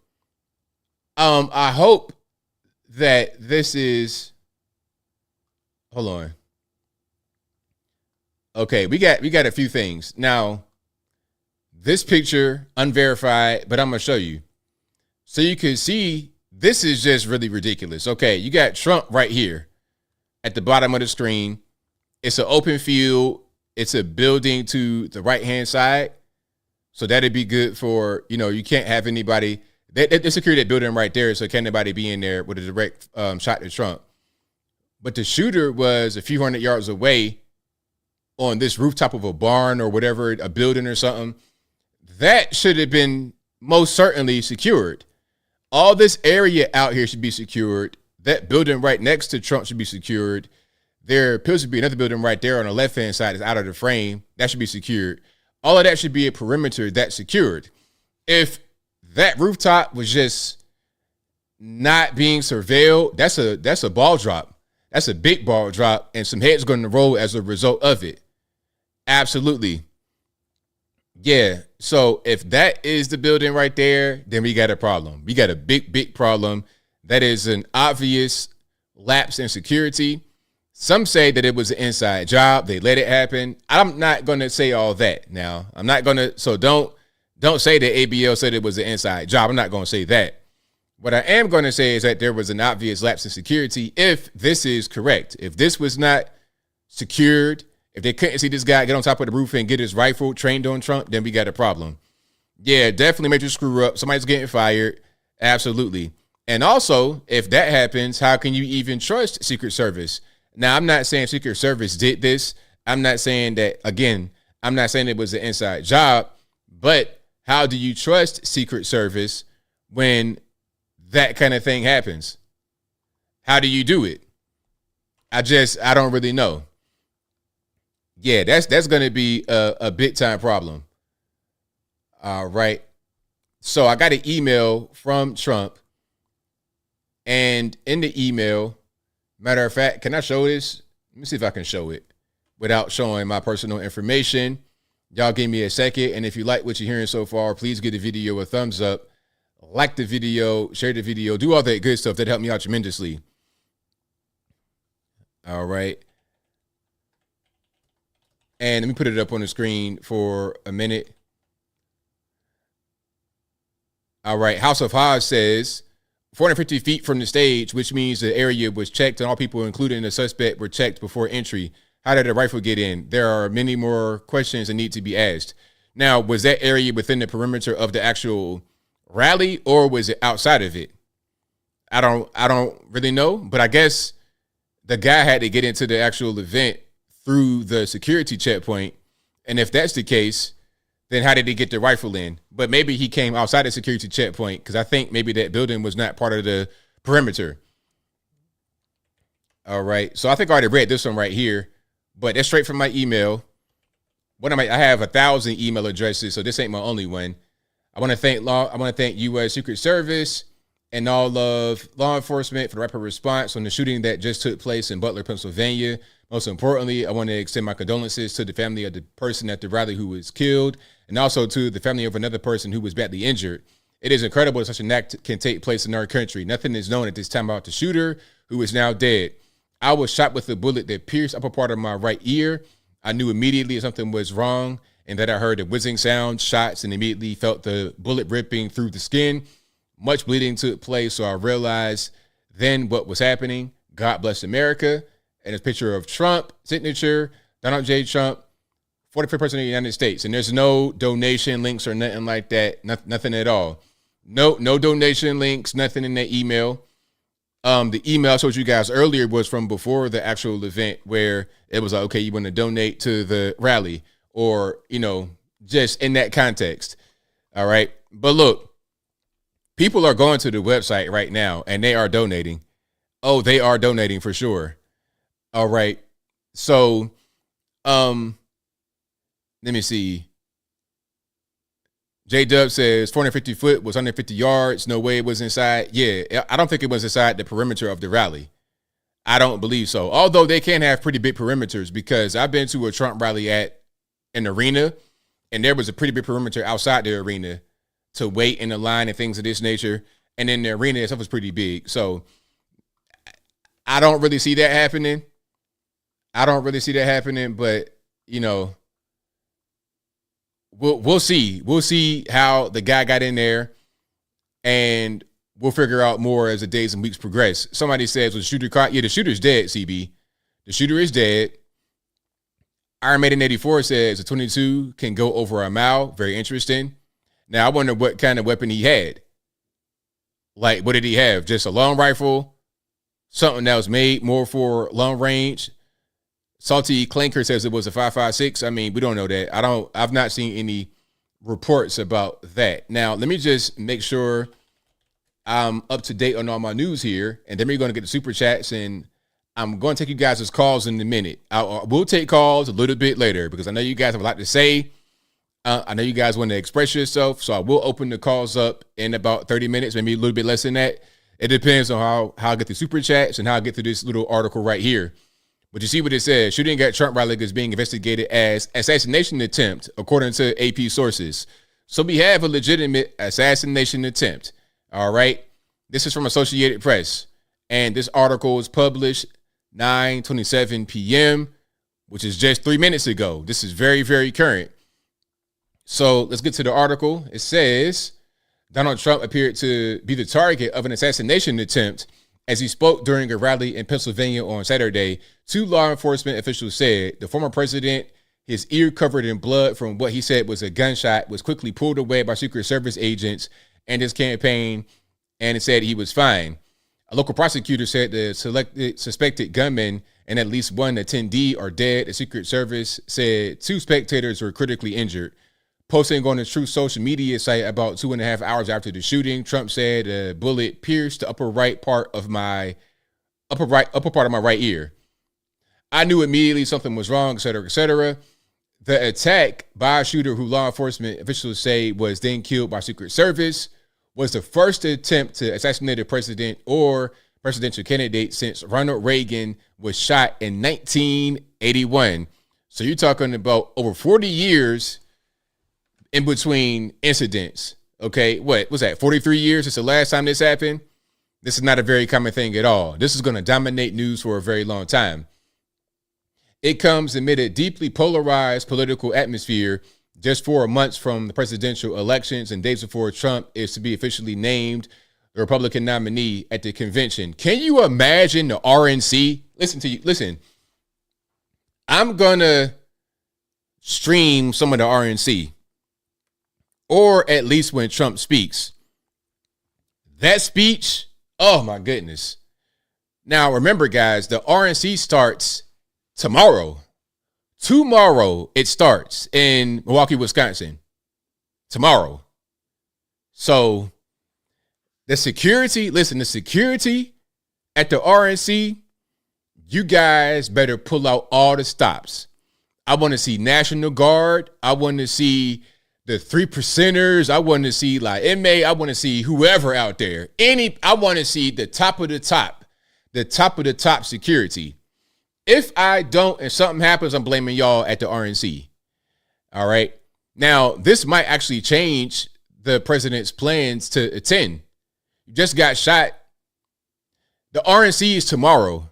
It starts tomorrow, and officially it begins on Monday. And I think it's going to last through Thursday. Next week, like in a few hours it starts. They're already getting ready for the convention. They already planned it. They already got little barriers up. Everything's already set. It's already set. And as a matter of fact, I mean, I'm pretty sure that Trump was going to be going to Milwaukee after this rally in Pennsylvania. Quote, President Trump thanks law enforcement and first responders for their quick action during this heinous act. Spokesman Steve Chung said in the statement, he is fine and being checked out at a local medical facility. More details will follow. All right. So that's what that is. And this is an area north of Pittsburgh. All right. North of Pittsburgh in western Pennsylvania. You see where it is over there? That's close to West Virginia border, close to Morgantown, all that good stuff over there. All right. So there's more we're going to get to, but that's generally what it says in the article. Again, the Republican National Convention, the Republican National Committee, they meet in Milwaukee tomorrow. Okay. So, yeah, you guys, please donate to Trump. You guys know he's going to need it. The first bonanza of funding was when he got convicted for a ticky-tack charge in New York City. Stormy Daniels hush money. We all know that was bogus and BS. So that was a tremendous fundraising bonanza. And this right here will be as well. As I was going to say earlier, I'm not quite sure if I finished my statement earlier, but I'm not the kind of guy that would say it's good that he got shot. I will never say that. But what I am saying is it did happen. Now there's going to be a big groundswell. It's going to be a lot of, listen, the whole world is watching this right now. The whole world. It ain't just us in America. It ain't just people in Pennsylvania. It's the whole world watching this. We're going to have record-setting donations to this man's campaign. And there's nobody you can lose. It's impossible. You're going to have a red, like this is going to be the red wave in this election. Because people see kind of what's going on. They see it. If you're kind of on the cusp and you don't know if you want to, this may just bring you over the line. Okay. So we got super chats on deck. Then I'm going to get to the calls. I promise I will. Before I do that, I'm going to check in on Newsmax right quick and make sure that I'm not missing anything. And then we keep on going. All right. Do we have sound? Yes, we do. There's message. Well, this was no different. It was about 90 degrees. There was literally thousands and thousands of people behind us. And I went with my cousin. We were about maybe 100 yards from the stage. And everybody's waiting for President Trump to come out. He came out with his normal music playing. It was great. The crowd's cheering. You know, I got to tell you, there was more young people I saw there than I've seen at any other Trump rally. The young people are coming out. You know what I mean? They seen what the last 4 years have brought them, and they weren't happy with it. Hey, in the meantime, Gino, we're looking at a video. I believe that Secret Service on the top of that building over there, it looks like a sniper. Perhaps this is I don't know. And actually, this is just prior to the shot being fired. You can see President Trump still speaking. That man up there is in a shooting position, not directed at President Trump. So I would imagine that is Secret Service. I wonder what the hell he's looking at or aiming at. He seems to be in the direction of where the gunfire is coming from.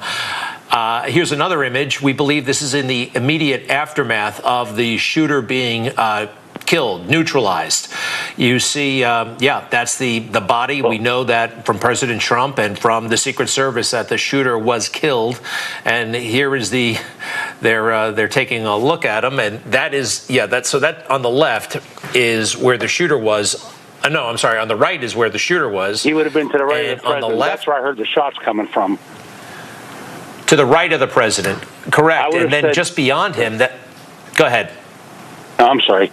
Well, the two guys. There was two guys I saw on a building just to the right of to the right of my right, should have been the president's left. However, but they set up early before the president came out, and they had their guns on tripods from the get-go. And when the shots started going off, of course, everybody started screaming, "Get down! Get down! Get down!" Everybody got down. And I was looking around. I said, I thought this was going to be I thought it was some kind of mass shooting. There's no question. It was a high-powered rifle. It wasn't fireworks or anything else. I mean, I walked. We hear it was an AR. It might have been an AR. Hey, Gino, do me a favor. Stand by. We have Congressman Byron Donalds on the phone with us. Congressman Donalds. Can you hear? Hey, good to see you, pal. Sir, sorry. Guys. How you doing? Or pal. Good. What are you thinking, and what have you heard? Well, first of all, really just grateful that President Trump is okay. It was really sad to know that there was somebody who attended the rally that lost their life. Look, let's just cut straight to it. This is where, this rhetoric that has come from the political left is incredibly dangerous. All this talk about threats to democracy and all of this, what I'll call political foolishness, this has led to this shooting. And so what we got to do is a lot of this rhetoric, that stuff's got to tone down. We got to stand united as one country. And I think President Trump even demonstrated that, when he was being escorted out by Secret Service, his fist raised high in the air. That wasn't about just defiance. That was about making sure that our country is united going forward. This kind of violence should never be tolerated. And Congressman, we also did receive word confirmation that the Biden campaign is suspending political communications, and they are reaching out to local markets to pull down campaign ads. Is that enough? I think that's a good start. That's a good start. But, when we start getting into these campaigns and talking about the issues facing our country, when you start devolving all of your conversations as opposed to saying that somebody's a threat to our very way of life, that's the kind of stuff that is very, very dangerous. We can disagree on politics. Obviously, we do with the Democrats and with the left. You can disagree on how you want to go through these issues. But when you start trying to label your political opponent as a very threat to the fabric of America, that is dangerous rhetoric. And so, like I said, we are focused on a unifying message, bringing all of the American people together to make our country great again, even though we might have some very stark differences with the Democrat Party. Congressman, after how do you do that? They're going to blame. We know the truth, quite frankly, because the rhetoric that had the threat to democracy. Donald Trump is opposed to the policies of Joe Biden, right? They're opposed to Donald Trump as a person, that he himself represents this horrible threat. And I think that's dangerous. And again, we're looking at a picture of the immediate aftermath. Law enforcement, I guess, kind of arriving at the sniper's nest and the dead sniper, who we still know basically nothing about. Wow, it's amazing. We have so much imagery from. Now there's more there, but you get the general gist. Shout out to Byron Donalds for coming on television and talking. I have an image I want to show you guys. Then we're going to read super chats here, and thank you guys for being here. Really, really appreciate it. Okay, I'm gonna show you. You can. I think they've captured. They captured the bullet trajectory. I think they did. Now don't get me to lying. But I think they captured the bullet trajectory on film or on a camera. Okay, let me just pull this image up right quick, and you'll be able to see what I'm talking about. Just in pictures, not through actual recording the bullet moving, but through pictures. Okay. Now, first, I'm gonna just show you this. Right, you can see the three different images. You can see him grab himself, and then he can look, and he has blood on his hand. Now, I'm going to zoom in on the first one. And then you can kind of see what appears to be the bullet whizzing past him. You can see like the break in the air. You can see it right there to the right-hand side of this picture. All right. So that is when the bullet flew past him because it grazed him. You understand? It grazed him right on his ear. and it pierced the ear, or at least grazed it and flew past him. Again, if it was just a little bit over, you see it right there. If it was a little bit over, this would be a much different conversation. And thank God that it didn't go over there, because if it did, we would have some serious civil unrest right now in this country. And of course, we don't want to see President Trump get hurt at all. I don't want to see nobody get hurt. I'm all about peace. Even if I don't like Joe Biden, I would never wish anything like this on him. I would just say he needs to actually go home and eat applesauce, not that he needs to get hurt. Okay, so you can see that right there. And then in the next picture, he grabs his ear like, ouch, I got hit. Okay. And then in the next one, you can see that he takes his hand away, because if you get hit, bit, punched, something like that, you thinking, okay, am I bleeding? So you're looking at your hand and he has blood on his hand. All right. So that, I don't know how they captured that picture. Somebody was just taking pictures and they got all of that right there. All right. So yeah, that's what's happening. Now let's get to some super chats here. Then we're going to get to the calls. I know you guys have quite a bit to say, and I want to hear from all you guys who have something to say. And when I open the phone lines, I'm going to try to get everybody on as soon as possible. And don't say anything that incriminates you, because you know the feds are watching as always. And I don't want to have nobody have a knock on the door from the federales talking about, can we see you for a minute? Please come outside. And nobody got time to be getting the rest of the question by police right now. Okay. So let me go to where the supers are here. And I got quite a few, so y'all please bear with me. Thank you to Christine Evans, who says, this is what's wrong with our country. I don't care if you like him or not. This was uncalled for. We have to stand together. May God bless people involved, Mr. Trump and the USA. Right on. Thank you for your super chat. Thank you to Apu Bakr All Puff Daddy, who says, Deep State did this. Hold them accountable. Thank you to Laura Catherine, who says, God bless and protect President Trump and his family. Thank you to Michael Critchlow, who says, pray for Trump. God bless America. Thank you to Miriam Fidel, who says, where is Hillary Clinton this evening? Who knows? Thank you to Not a Banned Account, who says, as a registered Democrat, I never wanted this. Thank you for being reasonable. Thank you to Boat versus Windshield, who says, this is why Trump needs Vivek for VP. Life insurance policy, I think it was a loon today. In the future, it might be a pro if the VP is already a government person. Thank you to Papa Naya Shelley, who says, thanks for being here, ABL. Man, this issue's crazy. It really is crazy. Absolutely. Thank you to A, who says, I felt this would be a possible outcome after the botched debate. Yeah, because now they're getting desperate. Okay, the debate was supposed to really just, elevate this man, Biden, to a certain level, and that didn't happen. It didn't work out the way that they thought it would. So now what do? You become even more desperate. Thank you to Regina the Godmother, who says, ABL, thank you for keeping us informed. Trump 2024. Thank you to Tri-Edge 716, who says, in my opinion, we were 5 centimeters from being in Civil War II. Absolutely. 100%. Thank God it didn't happen. God was not only on Trump's side, but he was on our side, because that would have just set this whole country on fire. And we don't want that to happen. Thank you to Roger Wood, who says, not a call to action, but enough is enough. Thank you to Apple Bakr All Puff Daddy, who says, 8 years in a, quote, racist country. Obama never had it. Thank you to Blast Radius, who says, Democrats needs to be trending on X right now. Thank you to Stella H, who says, thank you. Time for everyone to wake up. We need to get back to a constitutional republic. Fight, fight, fight. Thank you to Tico Mike, who says, what didn't kill him or make him stronger? The Lord God was protecting him. FYI, the phone number to call in is not working. We'll get to it in a minute. I got you, boss. If you want to call in, I got you. But he also says Trump 2024, MAGA.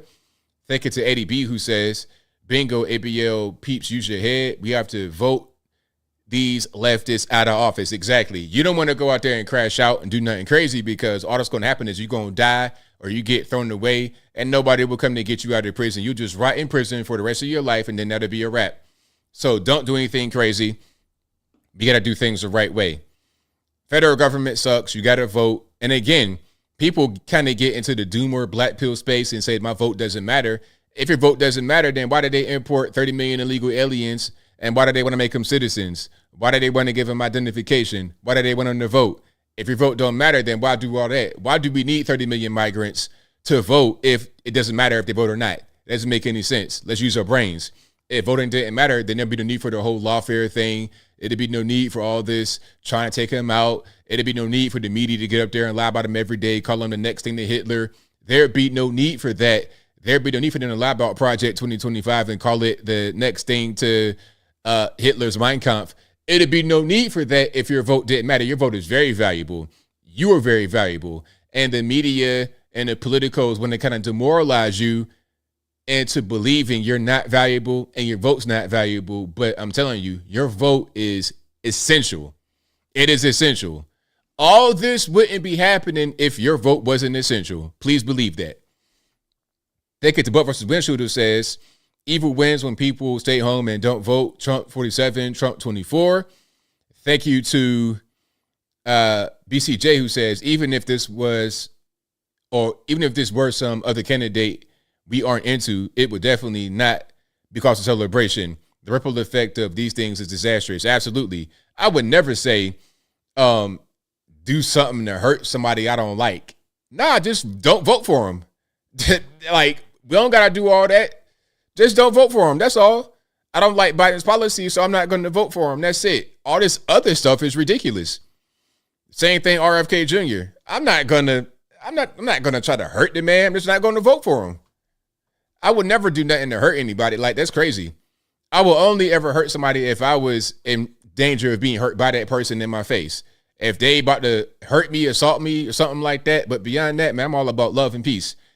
Thank you to Matthew Richardson, who says Trump or DI3, but we know what that means. Thank you to Eddie B, who says ABL, 2B100 with you. I blame leftist media for all their Hitler-type talk via these TV pundits. They must be held accountable when they speak this type of talk. Enough already, enough. I agree. The media most certainly has been stoking the fire, as they always do, because that's their objective. They don't really make money anymore the way they need to. They're laying off people. They're starting to close up shop. So the way they stay relevant is by spiking dissent and taking money from certain consulting companies to say certain things. That's how they stay afloat. Okay, they're trying to get clicks and ratings and have you hate watch their programs. So what they do in the as a side effect, I suppose, is radicalize everyday Americans. And now we have Trump getting shot in the head really at his rally. Thank you to Rugby Jesus, who says that looks like blood on the secret set guy's jacket in the first pump picture. Yes, I believe it was. Thank you to A, who says, are you gifted 5 ABL membership? Thank you for that. Thank you to Drift Madness, who says, my best friend asked me yesterday, was Trump going to win? I said, no, they will delete him first. He said, don't say that. I told him, this is what I see coming. Drift Madness also says Trump 2024. Thank you for that. Thank you, Buff versus Windshield, gifting 5 ABL memberships. Pardon me for the stuttering. I'm about to be like Joe Biden now, stuttering, right? He also says, I will say Biden is oddly ready for this presser. Thank you to the real Ricky Tan, who says he seems rested for this announcement. Speaking about Biden, because I was playing that earlier when Biden spoke for about 5 seconds. Buff versus Windshield says Biden's call wasn't picked up from the Trump camp, just like Saudi Arabia. Thank you to Rosie Borg. Shout out to your name. Thanks for keeping us updated with this terrible news. Glad you're live tonight to cut through the nonsense. I appreciate you. Thank you for your super chat. Thank you to A, who says, he said, let me get my shoes. Dang legend. Thank you to Uncle Horse for becoming an ABL supporter. Thank you to Sherry Burgess for your donation. Thank you to prepared investor, who says, isn't it fascinating how stuff always goes down on the weekends when it comes to politics? This won't be investigated too deeply. Watch. Thank you to Mewtwo, who says, through my military career as an 11 series, 2nd Ranger Reg, 82 Deuce, 27, deploying multiple times as a knuckle dragger. Vertical dominance is the first thing you secure. Absolutely. Right on point, man. Thank you for saying that in the way that makes sense to me and everybody else. And shout out to you for going out there and serving the country. Thank you to JMont24, who says, ABL, remember months ago, Democrats were actively pursuing to get Trump's secret security removed if he went to jail. Yeah, I think I do remember that, because they know that if he's in that space, he's going to be vulnerable to attack. So you already kind of know what's going on. They're openly saying it without saying it in a passive-aggressive kind of way. Thank you to Cal Denson, who says, I don't know why, but Biden and Obama denouncing it makes me choke up. Thank you to Kay Winter, who says Japanese ex-prez was deleted by a handmade gun recently. He was conservative. I remember that. He was a conservative guy. What was that? Shinzo Abe, right? I remember that very well. And that's in a nation with no guns, Japan, allegedly. But somehow that happened. How'd that happen? Yep. Thank you to Mad World for the praying hands and the American flags with the flexing emoji. Somebody said right there that Richard Simmons died today. Also, Dr. Ruth, the sexpert, the OG sexpert. So RIP to them. Maybe they were trying to get it set up. Like, okay, they come in threes. You got Richard Simmons, then Dr. Ruth, and then Trump. No. That didn't work. Your plan failed. Whoever plan that was, your plan failed. And it's just not going to happen, man. God's covering this man. It ain't going to happen. It's not his time to go. It's just not. So try something else. Matter of fact, don't do nothing else because you're dead now. Thank you to A, who says, I kid you not, I teared up when I see the men and women pulling themselves in front of him. Some of these Secret Service women are working harder to cover him. Right on. Thank you to Scott Bond, who says, how can Secret Service not see a man climbing on a building with a rifle? That is not possible. Seriously, they were on a stage looking out. Thank you to Atomic Tabasco, who says, see YouTube creator Mark Violet shooter. I don't know about that. I don't know who the person is. Thank you to Atomic Tabasco, who says, check Politico for Biden bullseye comment. Thank you to Chief Raka, who says, just a workout, not the work, it's a chair spinning emoji. Thank you for that. Thank you to EMT Rick, who says, I don't trust Secret Service or anyone appointed by U.S. government. Trump should hire his own security people. Thank you to John Medeski, who says, if I were to keep telling people one of my neighbors is Hitler and someone deleted him because they believe me, isn't it possible I might be in trouble? Yes, it is. I would at least think so. Thank you to William Cork for your donation. Thank you to SEAL Team 6, who says, God bless President Trump from Australia. Thank you to HSG, who says, get elected or die trying. Shout out to Egyptian Deity, who says, so you really think your vote matters? Absolutely. Thank you to Egg Chin, who says, I'm donating again. Right on.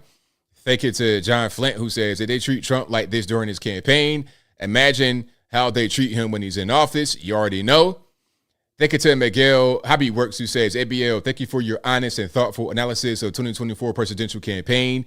Your insights and dedication to truth are greatly appreciated. Thank you for your super chat and your very kind words. I most certainly appreciate you.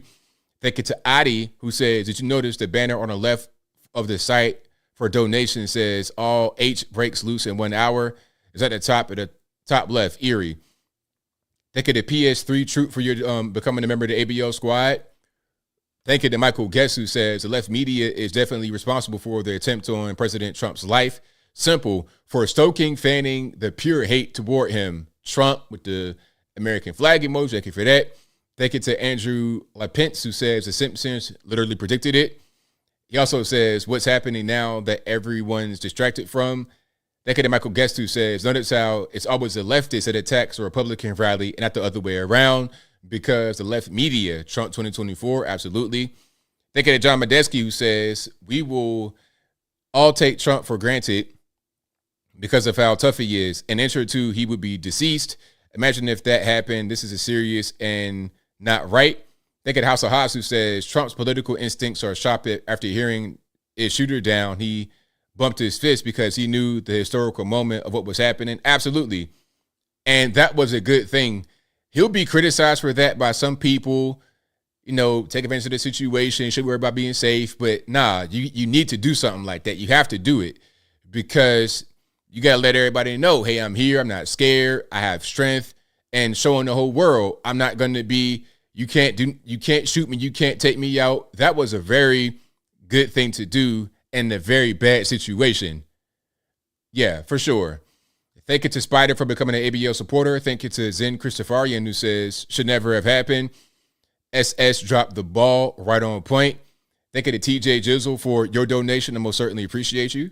Thank you to House of Haas, who says 450 feet from the stage, which means the area was checked and all people, including the suspect, were checked before entry. How did the rifle get in? There are many more questions that need to be asked. Well, I think the building may have had an entry point that was not part of the perimeter. I suppose. I don't know. Thank you to Skyrix Core. I know I'll butcher your name, and I'm sorry. who says, quote, I have one job, and that's to beat Donald Trump. I'm absolutely certain I'm the best person to be able to do that. So we're done talking about the debate. It's time to put Trump in the bullseye, unquote. President Biden said that. I'll read it one more time. Quote, I have one job, and that's to beat Donald Trump. I'm absolutely certain I'm the best person to be able to do that. So we're done talking about the debate. It's time to put Trump in the bullseye. That's what President Biden said before the shooting. Shout out to Are You Digitized, who says, CNN headline, Trump rushed off stage by Secret Service after falling on stage. Yeah, that was crazy. That was totally nuts. It's like he fell, really? You mean he got shot? It's a difference between falling like Biden does because he's 1,000 years old and getting shot in your head and almost dying. Okay. Thank you to Michael Guess, who says, I don't expect anything intelligent from CNN. They are disgusting. Trump 2024. Michael Guess also says, I don't expect anything from CNN. House of Hot says, I misspoke. 450 yards. I think there was, 450 feet. I think there was less Secret Service on site for this rally. They relied more on police. Is it true that there were warnings to the FBI about the shooter before the rally? I have no idea. I've not heard that. Thank you to John Medeski, who says, people are saying Trump might come to UFC tonight. If he does, oh my goodness. If he does, that'd just be crazy. Hold on. Where is a UFC event? UFC is in Denver. Mile High City is what they say. Okay. So I guess that's what that's going to be. Hold on. Let me just make sure I'm saying the right thing. All right. I guess it's Denver. I can't just immediately find the location of the UFC event. Yeah, it's just kind of weird. All right. Let me see now. So, yep, Denver, Colorado, Ball Arena. It's possible we could go from Pittsburgh to Denver, just straight shot. He should. Did the event already happen? Let me just make sure I'm saying the right thing. Hold on. Nah, it's happening right now. It's happening right now, July 13th, Denver, Colorado. Yeah, so he could make an appearance, but that might not be a good idea. Not at this moment, not right now. Thank you to Tarkina Meyer for becoming an ABL supporter. And if I butcher your name, I'm sorry. I apologize. Please forgive me. Thank you to Mr. Garrett, 1966, who says, God is watching over Trump and America. Right on. Thank you to Ron Henderson, who says, God was with him. He's going to be stronger now than ever. Absolutely. Michael Guest says, let me go back up here. Here we go again. The left is going to blame the AR, not the shooting. Exactly. Blaming the gun, not the actual person with the gun. Thank you to Dad Plus 2, who says, shooter was on the rooftop of Lou Nagley's bottled water service in Butler, Pennsylvania. Thank you to Game ID, who says, I'm a black man who just wants to watch anime and play video games and exercise, and they have gotten the attention of black people, of people like me, and not in a good way. Right on. Shout out to you, man. Thank you to Eric Clock for your donation. Thank you to Michael Guess, who says, on the left will blame the AR, not the shooters. Thank you to ARO Divinity, who says, look at what they have to resort to for Biden to win. Thank you to Egg Chen, who says, Trump survived a headshot. What a B-A, bad A, double SS. Thank you to Curtis West, who says, pardon me, I said Curtis West. Curtis West, who says, raised fist with blood on his face. Epic, absolutely. Thank you to Liswin, and I know I tore that up and I'm sorry, who says, remember when Maxine Waters told supporters to harass Trump officials? I sure do. Get in their face and crowd them. That's what she said. Now, you guys have been great tonight. I really, really appreciate that. Thank you to Amelia30, who says, fight greater than the fight, or fight. Shout out to you guys. We got to get to some calls here, okay? If you guys want to keep contributing to the show, I appreciate that. We have Super Chats, we have PayPal, we got Cash App, whatever kind of way you want to do it, it's all good. If you want to contribute and you just want to do it and you don't want nobody to read it, that's fine. You could just do There's links in the description for Super Chat and pardon me for PayPal and Cash App if you don't want to do Super Chat. Okay, but now we gotta get to the calls. I know you guys are gonna be on fire tonight. The number to call is 434-658-1220. Again, 434-658-1220. The number is always in the description. The number is always in the ticker at a certain point, so you guys are able to see it there. Okay, y'all give me a second while I get the sound fixed a little bit, and then we'll get rocking and rolling. Okay, that should be it right there. 843, you're on the line. Who am I speaking to? Hey, it's Rocco calling from South Carolina. How you doing, ABL? It's all good, man. What's happening? It's tragic, man. Look, everybody in this room that's a Trump supporter, I know you are as well. This is something we've dreaded the whole time, right? Like their last play was something like this. And thank God he's alive. All I want to say was, I'm tired of media jumping right on every single mass shooting happens. It's an AR-15. And I just want to say that if people go back and listen, it was not an AR-15. An AR-15 is almost like a shotgun sound. This was obviously like a pop, pop, pop. I think it was a .22 hunting rifle. In my opinion, it was not an AR-15. But, yeah, I just want to say thank God he's alive, and let's all pray. Please, let's pray for this man, because he is literally putting his life on the line for us, and it's so much more important for this man to do what he's set out to do for many, many generations to come. And that's all I want to say. And thank you for, your show. I love you. I love everybody in this chat. Let's all pray for Trump 2024. Let's go. Thank you. Thank you for the call. Appreciate you. All right. Great calls. Keep on going here. The number to call, you know what it is, 434-658-1220. 724 online. Who am I speaking to? Set out to do. Hello? Oh, that's Hello? Yes. Can you hear me? Yes. Can you hear me? I heard you well, but please turn that sound off in the background for me, please. Oh, okay. Got you. All right. So what's going on? I'm just calling in. I live about an hour away from what happened today. Just calling. Right on. So what's your thoughts about what happened today? Like, did you just see it like breaking news? What was your immediate thoughts when you saw what was going on? My immediate thoughts was my son lives in Pittsburgh, and he literally texted me and he said, Trump had a rally in Butler today. And I said, oh, yeah. And I was sitting in the car listening to sports radio. And then they started going on with that there was actually a shooting there and everything else. And I don't know. I mean, I just want to say prayers for everybody and stuff like that. And that's just crazy. And the pictures, I just think whoever took the pictures of the moments and stuff, they're winning some kind of prize, because that's going to be a historic picture. Absolutely. 100%. And I was so bad for the victims, but, I'm glad he's okay, because, yeah, obviously if he would have been 1 second later turning the other way, he wouldn't be around anymore. It's just weird to happen in my neck of the woods. You know what I'm saying?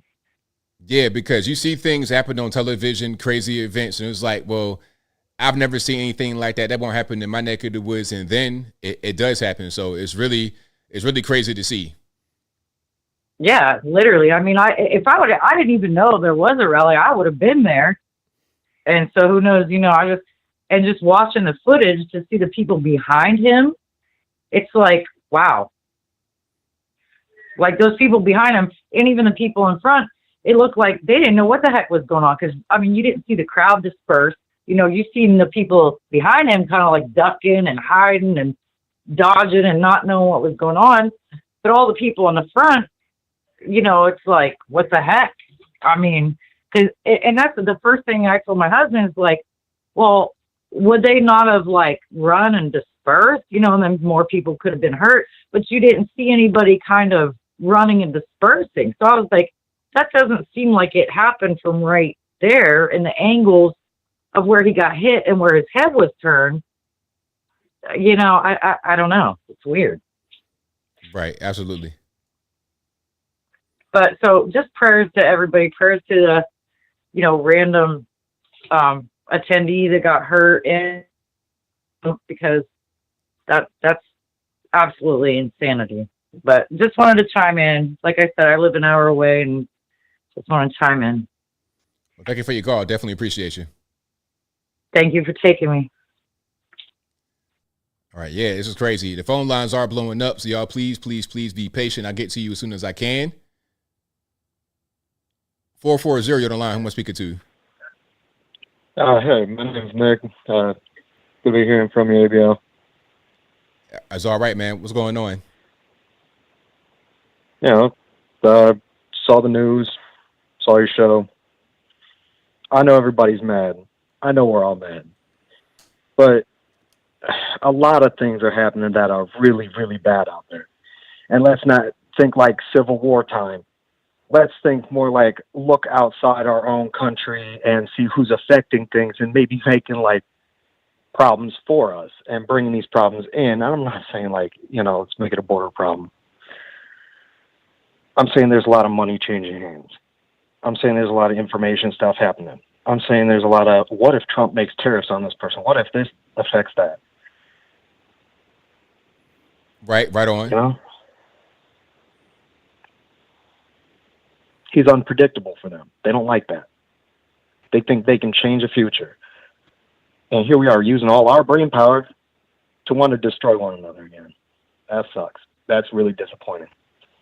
I love everyone, and I just don't want us to get out there and be destroying each other again. Absolutely. 100% correct, man. Well, thank you for your call. Definitely appreciate you. I appreciate everyone out there. Just please take care of yourselves. Absolutely. Got to do that. All right. Shout out to the caller. Let's keep on rocking and rolling here. Let's go to 276 on the line. Who am I speaking to? This is they always call me Big Bo, but Anthony, we love you, man. Up here in Tennessee and Virginia, we love you. Thank you. Let's talk about the elephant in the room. I want to talk about advantage points. That's the elephant in the room right now. Every advantage point that the Secret Service is supposed to do for detail is look for an advantage point where a sniper's nest could be located at. Why did they not do that? Let's talk about that elephant in the room right now.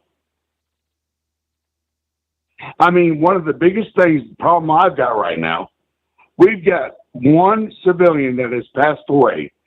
I'm sorry, please, Lord, let them be with you in heaven. And our president, Donald J. Trump, could have been same thing. Same thing with him. God bless him for not only being hit in the ear. I don't want to say it like that, but I'm saying, let's talk about the elephant in the room. There's advantage points. Secret Service details know this. When they lay out the detail, where this is going to be laid out, why did they not have anybody over there? I mean, that's a good question. I was wondering the same thing because from the picture I saw, it was a direct line from the top of that structure to direct line, exactly as an advantage point, what they call a sniper's perch. Why wasn't there nobody over there?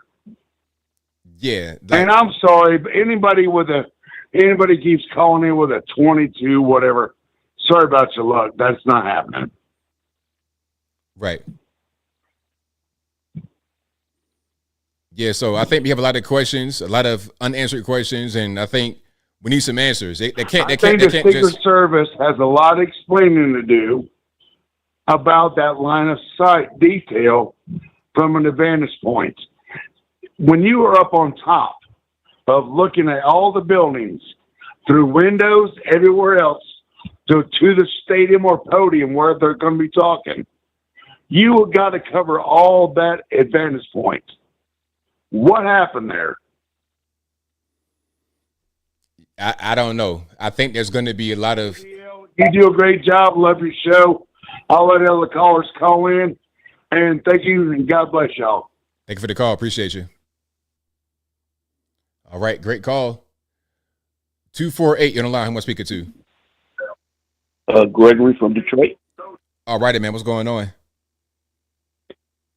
I was listening to the Candace Owens live stream earlier, and she played an interview from someone who was in the crowd, and this guy and other people saw that shooter climbing up the building, and they tried telling the police, and the police ignored them. They tried getting Secret Service attention. Secret Service didn't seem to care. And if you could show that interview of that guy, and the crowd was letting the police know that this guy was climbing the building. Yeah, I did play that earlier in the stream. I did see that particular part. It was a guy with it was a guy with red hair. Yes, yep, yeah. And he had on a MAGA hat with the hair made into it. Yes. So clearly there was something going on, and they were able to see it. So there was an obvious lapse in security, whether it was done on purpose or not. I don't have that information. I can't say that right now, but there was definitely a problem, and some heads got to roll as a result. You had, like a previous caller said, you have a direct line of sight right to the president on an elevated structure from 450 feet away. People in the crowd saw it. So if the crowd saw it, then so should have Secret Service. So obviously there's a problem, and we got to get some answers. Yes, that's pretty suspicious. God bless Donald Trump, and prayers go out to the family of those people who were injured and the young lady who lost her life. Absolutely, man. Right on. Thank you, Trump 2024. Thank you for the call. Appreciate it. All right. Shout out to the caller. Let's keep on rocking and rolling here. Let's go to 305 on the line. Who am I speaking to? Speaking of Josh. All righty, man. What's going on? What's happening? Not too much. Is this ABL? Yes, it is. Oh, man. Okay. I had my phone down on it. Yeah, but when I first saw the video myself, okay, I've got about 7 years. I was in Iraq and Afghanistan through a total of 7 other locations. I've been watching you for a bit. You actually inspired me to just start doing a little YouTube myself. But when I saw the initial video, the first thing I thought was a .22 caliber as well, growing up in the country, shooting rifles and such. But then as you watch Newsmax, they were, they had the live feed, and I guess they didn't know how to edit it out, but you could actually, hate to say this, but you could actually see the guy in the stands with a entry point on the left side of his face. Or it was the right side. I couldn't really tell, but it's real quick, but I spotted it. He was on the ground. He was like this. It was between somebody's legs in the stands there, but I thought the same thing. I thought it was a .22, and then I'm like, nah. But I could say one thing. If there was something shady going on, and whoever hired this guy hired the guy from the Brad from Pulp Fiction trying to shoot at Samuel Jackson. Because they certainly got somebody that couldn't name anything at all. Right. But and I know one thing with a larger caliber weapon, especially like with a 50 cal, the round doesn't even need to hit you. Like if it went right by his head, it would literally almost suck the eyeball out of his face. Oh yeah. It's something that big. If something that big would have come that close, it would have been ugly. I remember in Bosnia, there was an infantry officer that was giving orders, and he had his hand out, and a Serbian sniper had a 50 cal, and he shot right by the guy's hand, didn't hit his hand at all, and it bent his hand almost back to his fingertips. His fingernails almost touched his forearm. Oh my goodness! Because of the force behind the pressure. But I'm agreeing with everybody else though as well. The Secret Service they really dropped the ball on this 100%. There's no way you look at through a high-powered rifle. You've been training for years, and you don't see a guy that's crawling the top of a rooftop. So, right, absolutely. But I love your show. Been following you. Like I said, following you for a bit, and you actually inspired me to start doing a little bit myself. But I'm nothing like you, man. You're way up on ultra level. But you take it easy, and I'll keep watching, brother. Thank you for the call. Definitely appreciate it. You got it. All right, great call. Let's keep on rocking and rolling. Let's go to. All right, Brad, can you hear me? You have no audio, sir.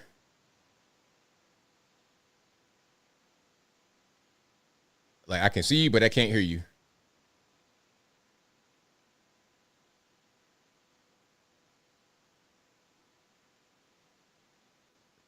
Me through this? There we go. I hear you now. There we go. Dude, I cannot believe what I just saw. Going live, expecting a traditional Trump rally, and normally I don't have my headphones on.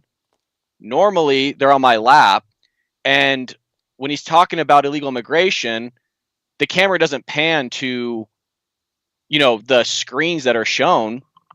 So I'm trying to pull up in real time for the viewers the graph, right, with the arrows that shows there's a dip in illegal immigration. Joe Biden gets elected, a huge spike. And then on my lap, I got a firearm. I got a Glock myself, so I know what it sounds like outside. And I'm hearing boom, pop, pop, pop, pop. And I'm trying to scramble to get the thing off my screen to figure out what the hell is going on. And next thing you know, Trump's not even on my screen anymore. Wow. And I'm thinking, like, dude, what just happened? Obviously, I'm cussing up a storm, which I shouldn't be doing, but I'm like freaking out because I'm going, did I just witness something that I was terrified of happening? I mean, we've talked about it before. Tucker Carlson's talked about it. Other people talked about it. The fact that this has been going on for years. So I couldn't believe it, man. So you're watching this live as it's happening in real time, and you hearing the shots and everything. You're like, what's going on? Man, like, what was your initial reaction? Did you think that the president was seriously injured or he might be gone? Like, what was your initial immediate reaction? My immediate reaction that he got hit, because, like you have your display on your screen. Well, I covered up Trump's speaking because I wanted to show, on Google Images what the graph was that he was showing on the teleprompter in the rally. And so I can hear it, the gunshots. I hear ping, ping, ping, right? And then when I move the thing away from my screen, I'm like, where's Trump? And so I'm thinking he got hit. And so I'm figuring out what's going on. And then I see him get up. But just because somebody gets up, my mind goes straight to Ronald Reagan, where Reagan gets thrown in the limo. Reagan was actually hit, and they didn't realize till he's already, on their way to the hospital. He's not feeling well. They talk about in Luke Cannon's book. And so that's the first thing that went in my mind. But then when I started slowing it down, we watched it. He grabbed his ear, and everybody's like, oh, no, it was just the Secret Service tackling him. Immediately, I was like, no. That dude, he got shot in the ear. I thought he got shot in the side because he goes like this. First shot hits, right? He grabs his ear. Second shot rings out. He clinches like that. He tucks in, which tells me he got hit here. There's speculation that he did, that the vest got it. I don't know if that's legit. There are images online. And then he hits right around the third shot, and then Secret Service covers him. So in real time, I was saying, I don't think he got hit more than 3 times, maybe 1 or 2. But that was what was going on in my mind in real time. I was like in disbelief, man. Wow, that's really just crazy to see. But God was on the side because he's still here Amen. With us. And unfortunately, there was somebody else in the audience that didn't make it. But I think what this shows, and even the whole fist pump thing, they might try to criticize that, but what it shows is nothing is going to work. The lawfare stuff not working. You try to actually take his life, it's not working. So it's going to happen. And the fundraising plus the groundswell of support, the votes are going to be through the roof. Amen, brother. You said it perfectly. I mean, to have that close of a call like that, I mean, Tucker called it. What else are you going to do? You can't keep this guy. I mean, dude, how badass was it that he's doing the fist pump, man, ear bleeding? Like, oh, dude. I mean, so anyways, I thought I'd hop. I saw you live, man. I just got done for streaming for like 4 hours. I thought I'd hop in here and give you my take on this historic moment. Like you said, everybody who's someone of faith, doesn't matter what faith you're in, say a prayer, not just for Trump, but for unfortunately, the fallen that have lost their life today. And a historic moment, but also a terrible moment for the country. And thank God Trump's alive. But again, say those prayers out for the people that were lost today. It's a terrible thing. Right on, man. Very well said, man. Thank you for your call. Definitely appreciate you. Yeah, man. God bless. Take care of yourself. God bless. All right, so shout out to my main man, Bald Brad, for calling in again. That's Bald Brad.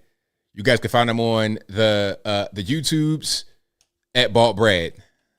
All right. And let me see if I can put his link in the chat. Let me see if I can put that in there. All right, hold on 1 second. If you guys like what you're hearing so far, please give the video a thumbs up. Like the video, share the video, do all that good stuff. That will help me out tremendously. All right. Let me put Balls Brad Lincoln here. Then we're going to get right back to the calls. All right. And there we go. Let's keep on rocking and rolling. Let's go to 484. You're on the line. Okay, I guess I was a little bit too slow for that one. 970. You're on the line. Who am I speaking to? Colorado. We got some bad sound. Can you hear me? Yep, I did. I turned it off. How are you doing tonight? I'm doing well. How about yourself? I'm all right. It's been a real bad evening, obviously. Something like this doesn't happen, typically. We don't see these things. The good ones typically seem to get shot. But, you know what? I'd like to ask you your thoughts on what do you think about guys like Harry Sisson running around promoting these, people, hurting presidents, shooting people and stuff like that. I mean, shouldn't the Secret Service be really ramping up going after these guys now? Well, I don't know I don't know exactly what they said specifically, so I can't really comment on that. But anybody that does anything like that, where they're encouraging presidents to get hurt or encourage anybody to get hurt, but especially the presidents, there should be Secret Service involved. There should be a level of seriousness that goes along with it. You can't just, threaten presidents, threaten elected officials, and it's all good. People say freedom of speech, but at a certain point, if somebody is potentially an active shooter and they're giving you warnings about it, you might want to take heed and do something about it. Yeah, of course. You there, caller? You kind of went out. I apologize. Yeah, there's a lot of this going on now. A lot of people online talking about, making threats and stuff to people. And, from what I always grew up thinking is that making any kind of threat about a president, you're going to have Secret Service knocking at your door. And this Harry Sisson guy, I don't know if you know who this guy is. He's that young Joe Biden follower that's, running around talking about Joe Biden's the best thing that ever happened when we all know that he's, a paid operative, but he, for some reason, continues to keep, putting out these false narratives about, Trump and, trying to talk up, Okay, I don't know what happened. I didn't hang up on him. So shout out to my man. Sorry for the abrupt end. I don't know what happened. It might have been a bad connection. Let's keep on going here. Let's go to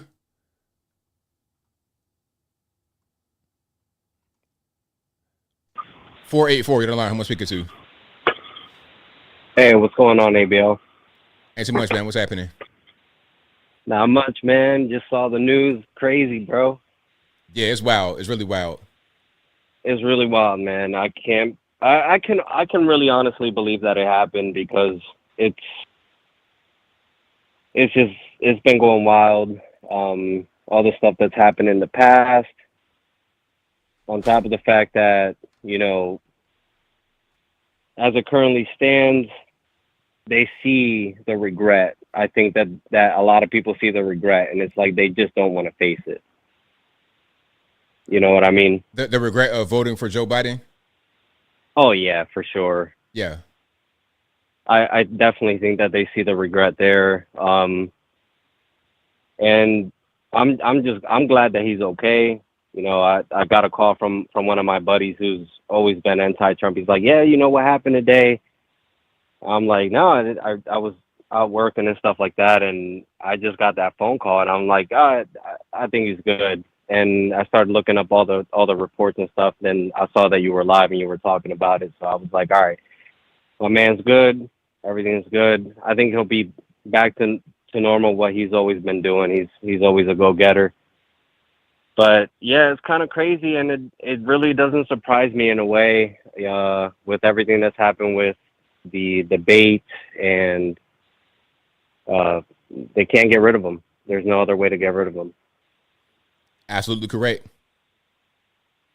So I'm glad that he's good. The other thing I wanted to talk about was I think that I've heard a couple of your callers, talk about Secret Service, and yeah, they definitely somewhat dropped the ball, but I honestly do believe this, and maybe I don't know how you feel about it, but some of the places that Trump's been to, like South Bronx, some of those harder places that it's like blue territory, like they don't like Trump for the most part. He's been going to those places and he's been good. I think that security kind of lacks a little bit. And it kind of sucks to say that, but I think that they just kind of laxed on the fact that he's been good in some of those areas and he's chilling. And now that something like this happened, I'm pretty sure it's going to ramp up again with high security, but I think they just laxed a little bit. Yeah, it's really inexcusable because I'm looking at the map of where it happened, and it was pretty easy to secure that area. Yeah, there's going to be some heads that roll as a result of this. I agree 100%. More or less what I'm saying is I just really think that they just kind of got lax with just some of the places that he's been going to. It is inexcusable, 100%. They should always be in the best shape possible, making sure everything is all good and clear. But just some of the places that he's been going to and where he was today, I think they just kind of dropped the ball. Oh, he's going to be all right. He's been in South Bronx. He's been here. He's been there. And we're all good to go. You know what I mean? Right on, man. Well, thank you for your call. I definitely appreciate you. I appreciate you too, man. I appreciate it. Thank you. All right. Shout out to the caller. Great call. Let's go to 619. You're the line. Who am I speaking to? 201. Hello? Yes, can you hear me? Yeah, brother. How are you, ABL? I'm doing well. About yourself? Yeah, I'm calling from New York. My name is Lalu. I had spoken to you before also, but this is a sad day in America, and I cannot believe, I cannot believe, I cannot believe. I'm so sad, man. I'm so sad. They have brought this to this level, these people are so hateful, so evil, so disgusting, I cannot believe. We could have lost him today, Only God and God Almighty saved him. So, hallelujah. Thank you, Lord, for saving him. And thank you, brother. I just wanted to speak to somebody because I'm so sad, Thank you for opening your prayer line for, it's just so sad, It's so sad. Thank you, brother. God bless you. God bless you. Good night. Shout out to my man. Hey, that's somebody that loves this country. Clearly, you born somewhere else, but you come here and you're an American and you shed tears for the president because you see what's going on. You shed tears for this country. That's a real person that you're going to want on your side. That's a real, actual immigrant. Not somebody want to come over here and just get money and don't care about it. That man loves this country. Loves this country. So shout out to everybody that loves this country, man. You love this country. You doing the right thing. Hey, man, it's all good. All right, Tariq, what's going on? Hey, what's going on, man? Hey, I'm gonna be honest with you, bro. Like, I honestly think, bro, thank God it didn't happen, but this was, in my opinion, was supposed to be the day where something bad would have happened to Trump, possibly assassinated, and then the media would have tried to JFK him. What that means is I believe that they were going to try to blame it on some lone gunman. But I honestly think this was a bunch of people beyond, powerful people, rich people behind this, man. I'm thinking of Jeffrey Epstein, where everything went wrong for him to commit suicide. Because the thing is, they cannot beat Trump politically. And what that means is they cannot offer the American people any policies that's going to make people want to vote for Biden. And then you see the lawfare campaign. This lawfare stuff is all falling apart thanks to the Supreme Court, including his hush money case may end up falling apart due to the immunity. And then you see Biden stuttering and stammering and having delusions, just looking bad. I mean, the dementia, they can't beat him. They try to cancel Trump. They're doing all this character assassination on him on the media, and none of it's working. And ultimately, this to me, this was the final conclusion. Even Tucker Carlson called it. I don't believe that this was just a one-off, man. I think Trump needs to, beef up his Secret Service, but I don't even too much trust the Secret Service, man. And I know there's a lot of conspiracies around JFK, but I feel like this could have been that JFK moment. Thank God it didn't happen, man. Like, this is good. And I think this is a huge blow to the Democrats, because these are the people that constantly, everything they accuse Trump of, being a dictator, taking out his political opponents using lawfare, killing people. The Democrats is doing everything they accuse Donald Trump of. Everything. These are the people who are supposed to be peace and love. These people are frauds. They're not about peace and love. These people are for power. And you do not, when you see things like this, when you see them lie about Trump, when you see them using lawfare, and I honestly think that this corrupt elements was behind this, you don't give these people power. These people are hungry for power. They cannot win, man. This is a corrupt thing. And to be honest, if Trump would have been taken out, that could have led to a civil war in this country, because I just don't believe people would believe the media narrative. So, yeah, man, I don't know if Trump should be doing any more rallies. Maybe if he does virtually, or if he does another rally, man, he's got to be in like a dome where he speaks, he's got a full bulletproof glass just covering his whole area from head to toe, man. Because just think about ABL. That man got shot on the ear. It took like a centimeter to hit him on the head. Like, just to say he's lucky, that's just an understatement, man. That should not have happened. That is crazy. And I'm telling you, man, I know a bunch of liberals are out here being fake, but I know behind the scenes, a lot of them are a little bit upset that this man was not taken out. Because I feel like if Trump was taken out, there would have been a huge celebration. Not just from liberals, there'll be a lot of corrupt elements from the Republican Party. There'll be a lot of corrupt government elements, because what people understand is that Trump, he's not supposed to win. He's an outsider. He's not really a Republican or a Democrat. He doesn't come from politics. He doesn't do the whole American status quo as far as we got to police the world, we got to endlessly fund these wars. He's trying to close the border. He's doing things that actually benefit the American people and not the elite. And this is the problem.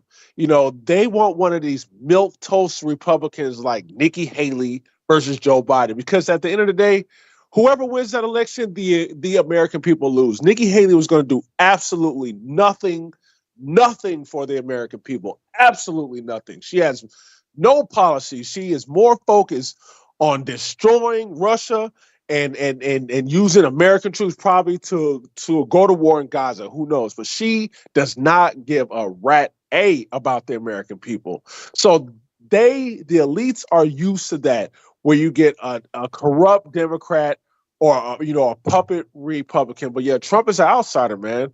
So yeah, this is bad, man. I'm looking at the damage control. I am looking at some Republicans like Meghan McCain, out of everyone, actually praying for Trump. I'm just curious to see if these idiotic never Trumpers can finally see how big the stakes are. Is this the country you want? Do you want to truly reward a party that will use by any means necessary, even including embarrassing us in front of the entire world, making us look like a third world country by using third world tactics to take out their political opponents? Do you want to give these people power? And then, like me, I always got to draw it back to black people, man. This is it for us, man. Like I said, bro, if Biden wins, the black vote is nothing. And like I said, I wouldn't even care anymore, because I'm done with our people when it comes to politics. Because what this does, once these liberals get power, they're going to get some Supreme Court seats. They're going to get whatever liberal agenda they need. They are probably going to have enough illegal immigrants able to vote. And then the black vote will be meaningless. They will get nothing. Black people will be complaining about the same issues for the next 200 years. Getting nothing. Instead of voting for Trump and teaching these darn Democrats a lesson, meaning, hey, you took advantage of our vote for 50 plus years. You gave us nothing. We're going to punish you. And if you don't want another Trump, then you better take it seriously. But our community, unfortunately, is not going to do that. They're acting like cowards. They're going to act like cowards and they're going to vote for the Democrats because they think that they are saving democracy, and they're going to squander their only opportunity to hold the Democrats accountable and get any leverage. So the black community is about to take a huge L. It'll be a historic L if Biden wins, and it's going to be their fault. And I don't want to hear their cries. I don't care anymore, because we're never going to have a situation. I don't even think maybe in the next 50 to 100 years where we are going to get like a Trumpian figure to come back and scare the liberal power structure. And that's all I got to say, bro. Thank you for the call, man. Appreciate you. All right, take care. Very well said. Shout out to Tariq for the call. Let's keep on rocking and rolling here. 623, you're online. Who am I speaking to? Steven, Arizona. How you doing, ABL? How you feeling? I'm doing all right, man. How about yourself? I'm all right. Kind of glad that, Trump didn't get hit. And I hope everybody in the chat's doing okay. But what's it called? Did you notice how many times the gun went off? I didn't really count. It went off more than once.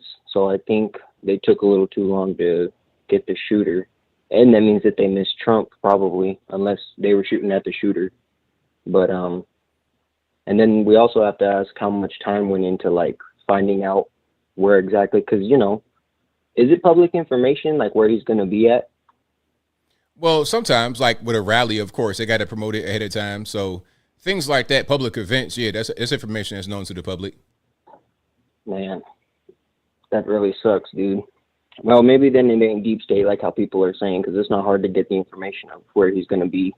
And then, they're bordering off everything. So they probably don't expect anybody to do anything, because that guy earlier was saying that they got kind of relaxed. That's probably just what happened. I don't think this is like as nefarious as people want to think it is, because they could just poison the man or something. I don't think it has to be as public. Does that make sense? Yeah, but things can be done in the public for a specific reason. Like if you're trying to shock them. Yeah, if you're trying to demoralize the public, when you do something like that out in the open, it's like, oh, why they really did that? So that could be, the reason why that's happening.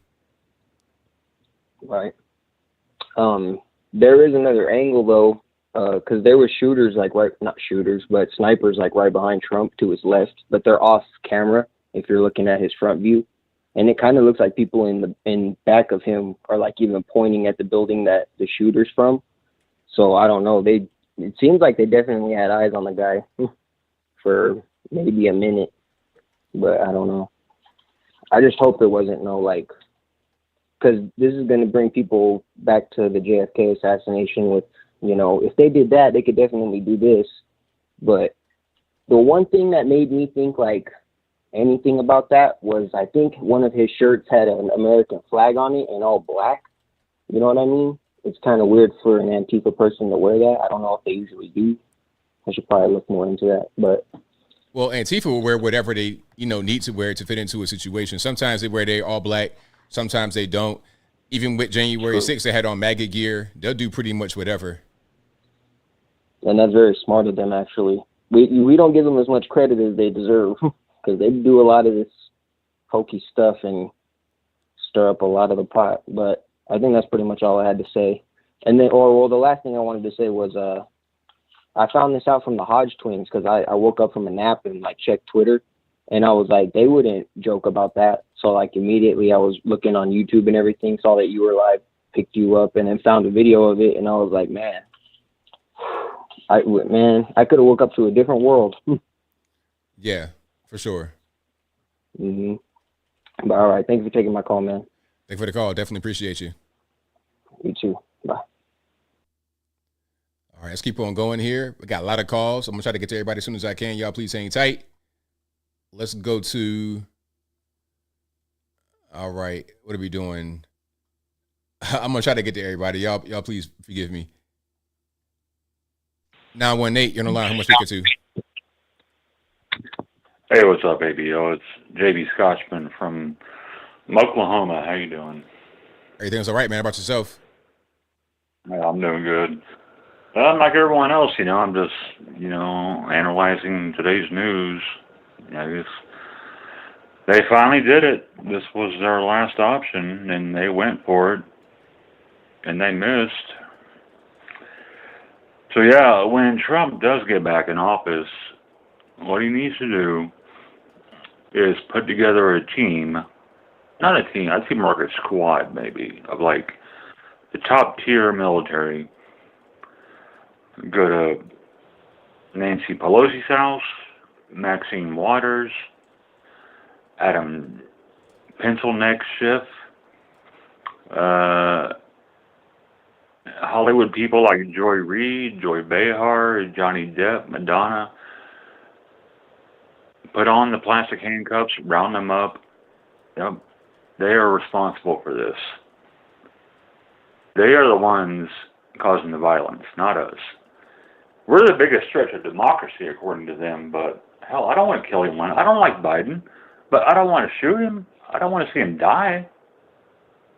So there's so much more to this that we'll probably, who knows, if we'll ever find out who's really behind it. But anyway, Trump's street cred went up by like 50 points today. So that's awesome. And I can't wait for the memes. If anyone out there is a meme maker, because I don't know how to make a meme with like Photoshop and stuff, but get the scene at the end of the Matrix, like when Neo is dodging the bullets from the agent, you know, and someone needs to like put Trump's face on Neo, and then on the agent's face put like I don't know, just any Democrat really, you know, watch him dodge the bullets. I think that'd be hilarious. But anyway, I'm going to leave it at that. Yeah, it's just my opinion. I ordered me a couple new Trump shirts yesterday, actually, at a coincidence. So, yeah, I'll be supporting those on Monday. But anyway, man, yeah, I know you got a lot of news to cover over this next few days. It's kind of crazy. Right on, man. Well, thank you for your call. Definitely appreciate you. All right, man. Have a good night, dude. All right, shout out, man, for the call. Most certainly appreciate it. Let's keep on rocking and rolling. Let's go to where we going to go. 504 on the line. Who am I speaking to? Hey, ABL. It's Alien Spaceship. All right, man. What's going on? All right. Well, this is extremely shocking and horrifying that what happened and how I heard about it. I saw somebody was going live about it, and I was very shocked about it, and I was in slight denial about it, and then I got an email from a friend that sent the stream, and I saw the rerun of it, and yeah, that was absolutely horrible. And these people on the left, all they did was cause division. They constantly, through the media, turn the people against each other. They don't want peace, and now the avalanche has happened, and they did not successfully get Trump like they wanted to, and he put his fist up in defiance, and that they cannot take the movement out, and they cannot get rid of the American spirit because the flame will last forever. Absolutely. Absolutely correct. Right. And also, I believe God was watching over him, and also condolences for the horrid loss that happened, the loss of life. But God was looking out for him, that he did not get deleted, and that basically that the Lord blesses his people, and that no weapon formed against the righteous will prosper. Right on. Right. And also, it's like, you know, all the darkness in the world cannot extinguish a single candle, and that candle is our movement, like the Statue of Liberty, and that basically the left is completely decimated now, if it wasn't already decimated before. And I think he's going to win by a landslide, and that the left is in peril, trying to take down everything. And it would be great to see if we could find out any more information about this person or who exactly was behind this. Yeah, we have a lot of questions that need to be answered. I really want to know what was going on. Who is this person? Who's behind it? We need to know all that. Right. And also, ABL, I appreciate the Alec Baldwin coverage. I also covered it too. Right on. Absolutely. Okay, ABL, that's not the safest call. Thanks for taking my call. Thanks for the call. Definitely appreciate you. Okay, bye. All right. Let's keep on rocking and rolling here. The number to call, 434-658-1220. Shout out to my main man, Alien Spaceship, for the call. I have quite a few calls on the line. I probably can't get to everybody, but I'm going to try my best, okay? You guys just hang in there. And let me go here. 310, you're the line. Who am I speaking here? This is Ron from Georgia at ABL. Man, I can't believe this stuff is happening. It's been a while since I called you, brother, but God is good, man. He kept our nation today. This republic is stand. I don't care what the leftists is trying to do. They going head in, brother. They try to put both feet in, but you know what? They can't win. They cannot win. God got his hands on this man and on our nation. We are the people, man. We are the chosen ones. We got to stand up, fight, in the ballot box, keep ourselves on a swivel. We got illegals going crazy and everything. We got China here. We don't know what our nation's being set up for. Even Benjamin Franklin said, he said, what do we have here? We got a republic. If you can keep it, we're going to keep our republic. This is not a democratic system. It's a republic system. We got people that we're supposed to send to represent us. Unfortunately, they are not representing the people. They're representing their own interests. Unfortunately, I just hope that when President Trump get in, that we'll be able to get his 47 agenda accomplished. Get these people, they need to be term limits on congressmen and everything so they can quit making their kingdom, quit sending our monies overseas. I'm telling you, we're burdening our grandchildren, our country. China owns it. Gates own it. It's crazy what we're sacrificing ourselves. But you know what?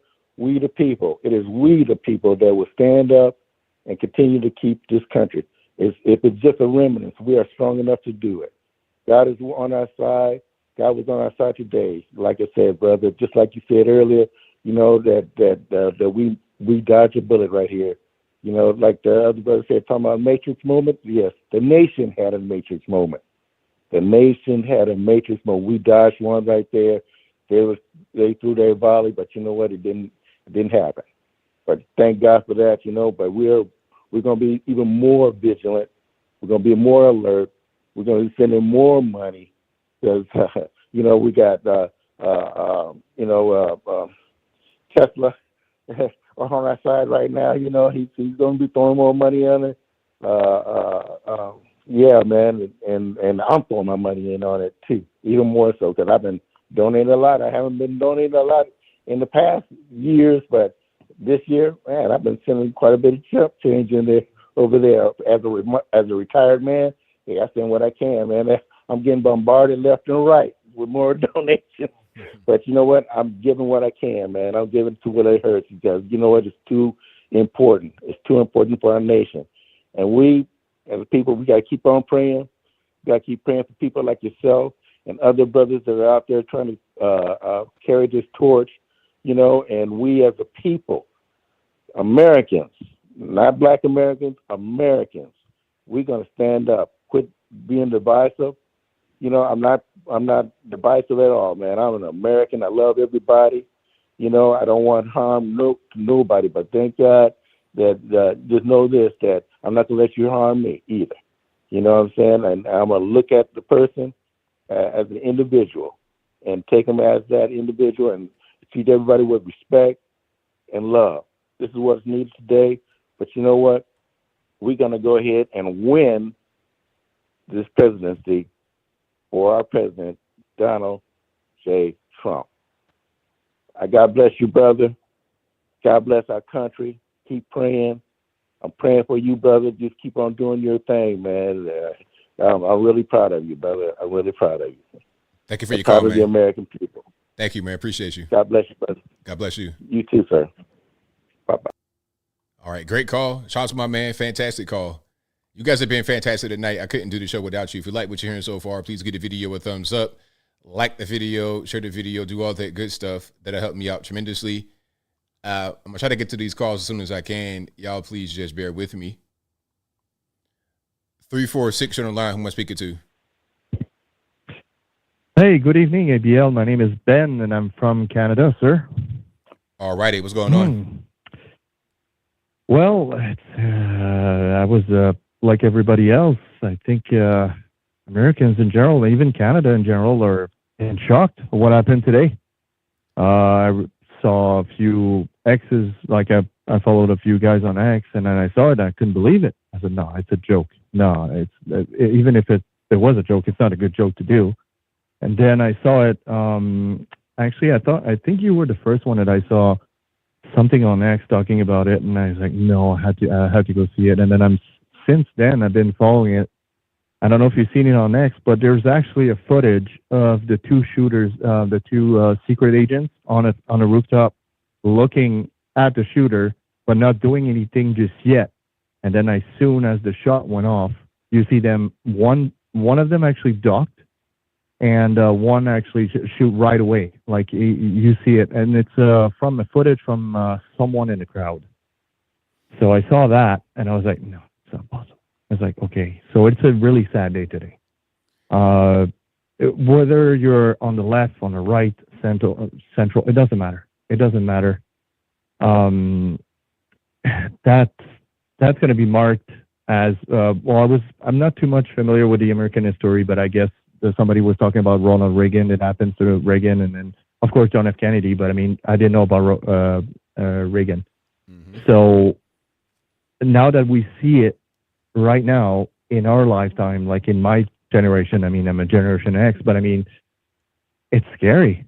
So now my question is to you, because I want to leave other caller. Should we be concerned as well in Canada? Because there's Pierre Poilievre that actually has almost the same talking as Trump, because they're talking about him like, oh, he's the next Trump, he's this and that, and then he's get canceled, because we have the Calgary Stampede at the moment in Alberta. That's where I'm from, and he was there the whole time. So should we be concerned in Canada? That is my question. But thanks a lot, and I love your show, by the way, up north, and God bless America. Actually, praise to the victim and the other injury or whatever, and from 2024, sir. Thank you for the call. Definitely appreciate you. Thank you. All right, great call. Now, his question was about Pierre Poilievre. I can't pronounce the last name. The guy who they say is like Trump in Canada. Well, there's going to be always risks when you have a high profile like that and you're a political figure. We've seen a lot of presidents get assassinated all over the world. The former president in Japan, Shinzo Abe. There was a lot of presidential candidates in Mexico that got deleted, like 20 of them, something crazy. So there's always risks, but the thing is, how dangerous is your place, your country, and also how good is your security? Now, if your security has lapses, then anything can happen. But if they're a tight group and they put them in safe places, then you should be fine. But, you know, there's all kind of things that could happen. There's all kind of things that could go wrong. Okay, my Skype is really having an issue, but I'm going to try to get to these phone calls. 541, you're on the line. Who am I speaking to? Oh, hey, ABL. How's it going? Jeremy. All right, man. Everything's all right. About yourself? Good. How about yourself? I can't complain too much, man. Didn't expect to get through. I was just going to say that I was kind of impressed with the way that Trump handled getting shot at. I kind of figured he was more of a talking man versus a doing man. Yeah, but he's out there in the trenches, you know, doing his thing. They try to lock him up, try to shoot him, try to do everything. Right. I mean, I kind of figured it's more of a talk versus do, but I was kind of impressed the way that he came back up, more or less fighting. So I was pretty impressed. Right on. Absolutely. Well, that's all I got to say. So thank you for the call, man. Definitely appreciate you. Yep. You have a good one. All right. Shout out to the caller. Let's keep on moving here. Let's go to 415. You're online. Who am I speaking to? Yes. Thank you, Mr. Logan. I appreciate you answering my call. I think this is a horrible day for America. I'm not going to even lie to you. If you can hear in the back, I'm popping my popcorn right now. Because I want to get a look at what these people that are fans of Joe Biden have to say about this incident. because this is a horrible time because not only is America looking at this, the world is looking at this. Yes. And people need to understand that. So regardless of what you have with this man, as far as we don't want to see him as president, or we don't want his political beliefs to control what we do in America, this shouldn't happen. This should not happen. This is not the way America should be, because we are looked at as the beacon of light. So if we're going around and we're doing this, other countries are looking at us saying, well, what about you? And we can't take a look back at ourselves and say, well, we're better than you when we're doing things like this. Now, the other thing that I have to say, which people are probably going to be paying attention to, is what's going to happen on The View. What are these ladies on The View going to say when you have Whoopi Goldberg, who can't even say this man's name, and she's spitting out on the pavement? I wonder if she's going to be able to say something positive towards the incident that happened. You get what I'm saying? Yeah. So with this, I think that people need to take a step back. They need to stop with all of the negative rhetoric that is going on. And I agree with a lot of people where they say, hey, look, this man might not be great for America, but this is not the way to go about it. This is totally not the way to go about it. And I'm old enough to remember when Ronald Reagan did have his incident also. And what people don't understand is that galvanized the Republican Party, because even during the speech, and I watched it live. I'm out in California. I got family that live in. Matter of fact, when I called my family in Pennsylvania, in Philly, they was like, oh, they didn't get the job done. And I'm listening to them like, wow, this is how bad we've gotten. But I've watched it live. I've seen it happen. Everybody is stunned, shocked. They don't want to see this happen in America. The way that we go after our, let's say, people in politics that we don't agree with is through the ballot box, not through the gun box. Does that make sense? Yeah, it does make sense. You see what I'm saying? That's not the way that we go about it, because going back to Reagan, Donald Trump during that rally said that he hasn't seen the Republican Party that galvanized since Ronald Reagan, but that happened after the shooting. You understand what I'm saying? Mm-hmm. So I just want people to understand this. The way that you go after somebody political that you do not have an agreement with is not through this, because you make that person a martyr. You make that person that much stronger. You're not solving anything. Now, I know we're not supposed to say anything like, rest in peace and good job that they killed the man and so forth. I would have liked to have seen this person be alive, so we can actually find out what was going through your mind during the time that you thought that this was the right way to go. Now we're not going to never find that answer. And I'm even hearing people in the news now saying that they want to put blame on the Secret Service. No. Secret Service did exactly what the Secret Service is supposed to do. I heard you earlier on saying things like, the guys that are out there with the suits on and you see them with their hands around their collars. Yeah, you see those people. But the guy that came up on there with the whole entire military garb on, you don't see those people. Those people are out there and they're watching. So for anybody out there that's thinking like this is the way to go, please take note on what just happened today. Now, if you want this to be your last day on this planet by doing something like that, knock yourself out, because they're going to knock yourself out if you can't knock yourself out. You understand what I'm saying? Right on, but man. I I really look at it as, even when they put out I don't RFK, mean to cut you off, but I got limited time, unfortunately. No, I understand that, and I totally agree with, you know what I'm saying, with a lot of what the callers are saying, and I pray for, you know what I'm saying, Donald Trump to recover well. He supposedly, you know, with a graze in the ear, should be, you know, people get shot every day. He'd be all right, but don't let this be the way that we go towards the future when we have a problem with somebody politically. Right on, man. Thank you for your call. Definitely appreciate you.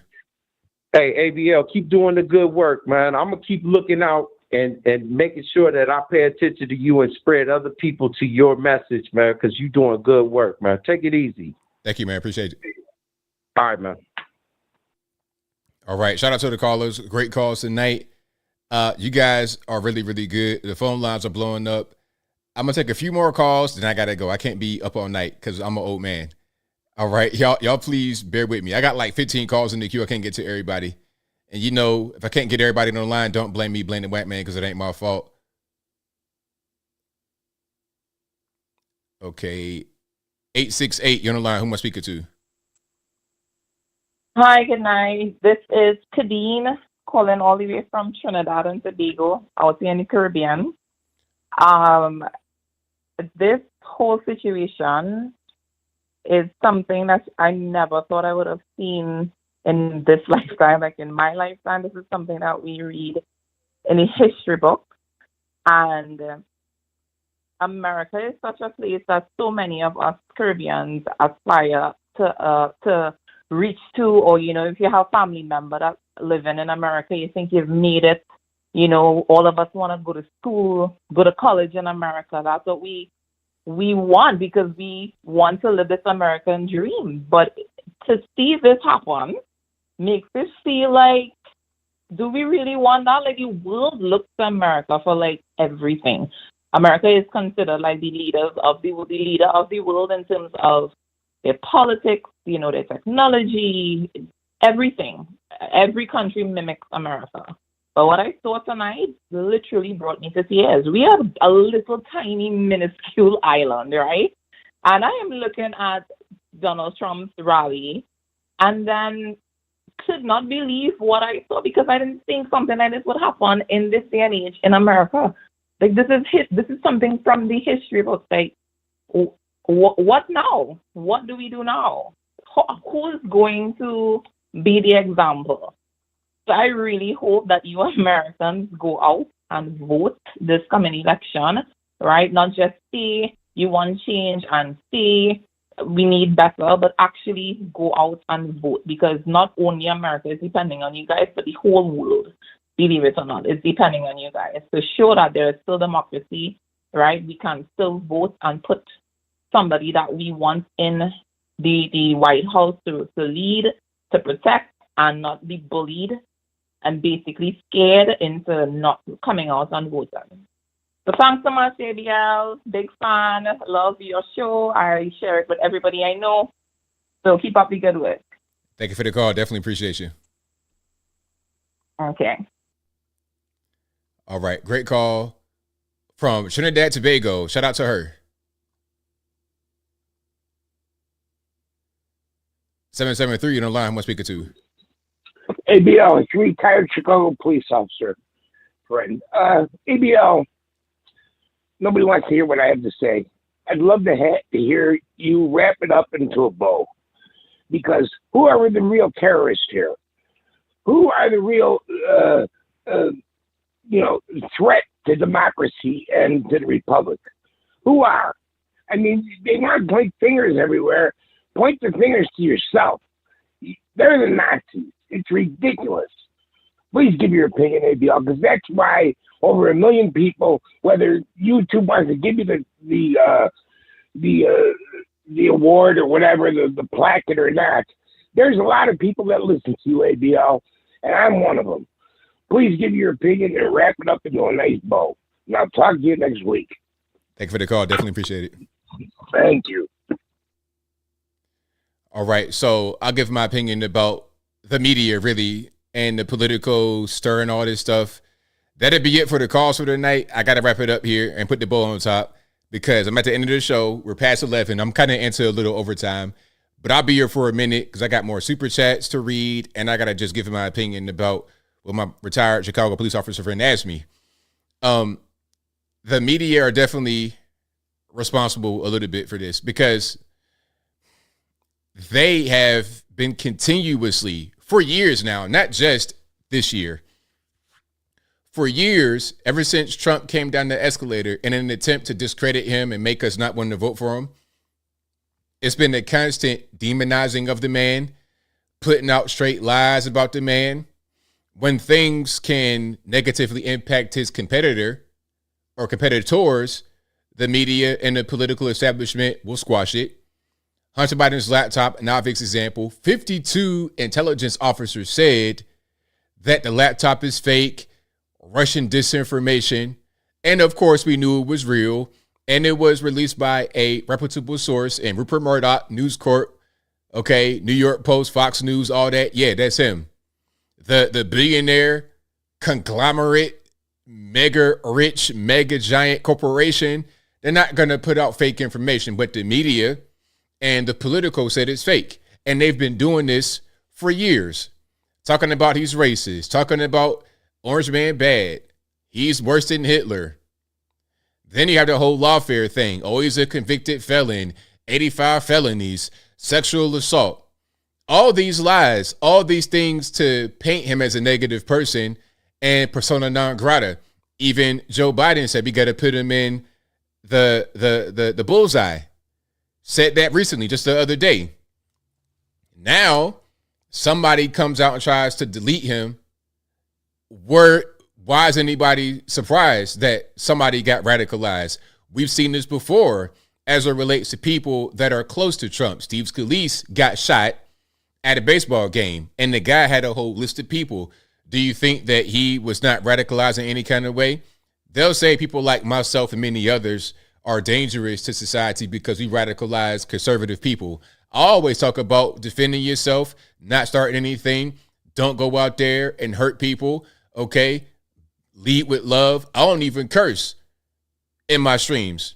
How am I the extremist? Maybe I represent what they don't like, which is a conservative, free-thinking black person, or really in this country, quite frankly, a free-thinking individual, regardless of race, regardless of my political affiliation. They don't even like free-thinking Democrat people. You could be a white male Democrat, and if you say anything that goes off the reservation, you are persona non grata as well. So yeah, they most certainly carry responsibility for what has happened on today with an assassination attempt of the president. The president got shot. Former president, whatever you want to say, got shot. Okay, now if it was the other way around, if Biden was to get hurt, God forbid, I don't wish any kind of ill will toward Joe Biden. I think they are quite frankly abusive over on the Democratic side of things, keeping this man in office, knowing that he's one cough away from the wheelchair or worse. I say it's cruel. I say they are disrespectful and inhumane for keeping that man out there. So if I say that, why would I want something bad to happen to him? It's crazy. So yeah, hopefully that answers your question. I really wanted to express myself on that one. So that was a great question to ask at that moment. So I think I have more super chats here. I'm going to read these right quick. Then I wrap it on up, put the bow on top. But thank y'all for joining me. It's unfortunate we had to gather under these circumstances, but we're here. They missed. God's on our side. They look, man, everything they trying. The court cases, sexual assault allegations, and they even brought a pistol. They brought a rifle out to the game, shot it at him, hit him in his ear, and he still is here. There's nothing you can do. Okay? You think that him being a convicted felon is going to stop me from wanting to vote for him? Wrong. Here's some more money. You think that you're going to try to delete him? God got his back. God going to say, nope, not today. Now we talking about a battle between good and evil, spiritual battle. You know, some of you guys may be shocked to hear me say that because I've gone on record say I'm not religious, but that doesn't mean that I don't believe in any kind of spirituality. That I don't believe in. I definitely believe in God. I definitely believe in a lot of the same things that you believe in. And I think that we can all agree, regardless of what religion we come from, what background we come from, what language we speak. For our first language, I think we can agree that there's some good and evil spiritual warfare happening right now in this nation and in this world. All right. So we got super chats on deck here. Shout out to Texas Sweet Tea. Texas Sweet Tea says, since you are no longer taking calls, ABL, I will call the white man. Hilarious. Shout out to the white man. Okay. I have some supers here. I'll read, then wrap it on up, put the bow on top. And thank y'all again for being here. I really appreciate y'all for joining me. Shout out to everybody that's watching, retweeting, super chatting, whatever you do. I appreciate it. I could not do the show without you. Thank you to the mods for trying to keep the trolls in check. I know we got 10,000 people in here almost at the peak. I think it was like about 9,200 or something like that. So I know it's difficult, but thank you for doing what you do for keeping the trolls in check. I really appreciate y'all for that. This will be available on your favorite audio streaming platform, whether that be Google Play, Spotify, Apple, iTunes, etc. Link for that will be in the description, or just go to your favorite audio streaming platform and search ABL Live. I should pop right on up. This will be available 8 a.m. Eastern Time tomorrow, which would be Sunday, July 14th, which is the beginning of the RNC. Not necessarily 8 a.m., but tomorrow, Sunday, pardon me if I say Saturday, Sunday, July 14th is the beginning of the RNC, which is where Trump will be officially reviewed as the GOP's nominee. And if Trump is at the RNC speaking, I'm going to stream it, and it's going to be big. So you guys look out for that. I'm not quite sure when Trump is scheduled to speak, if there's a scheduled date during the RNC.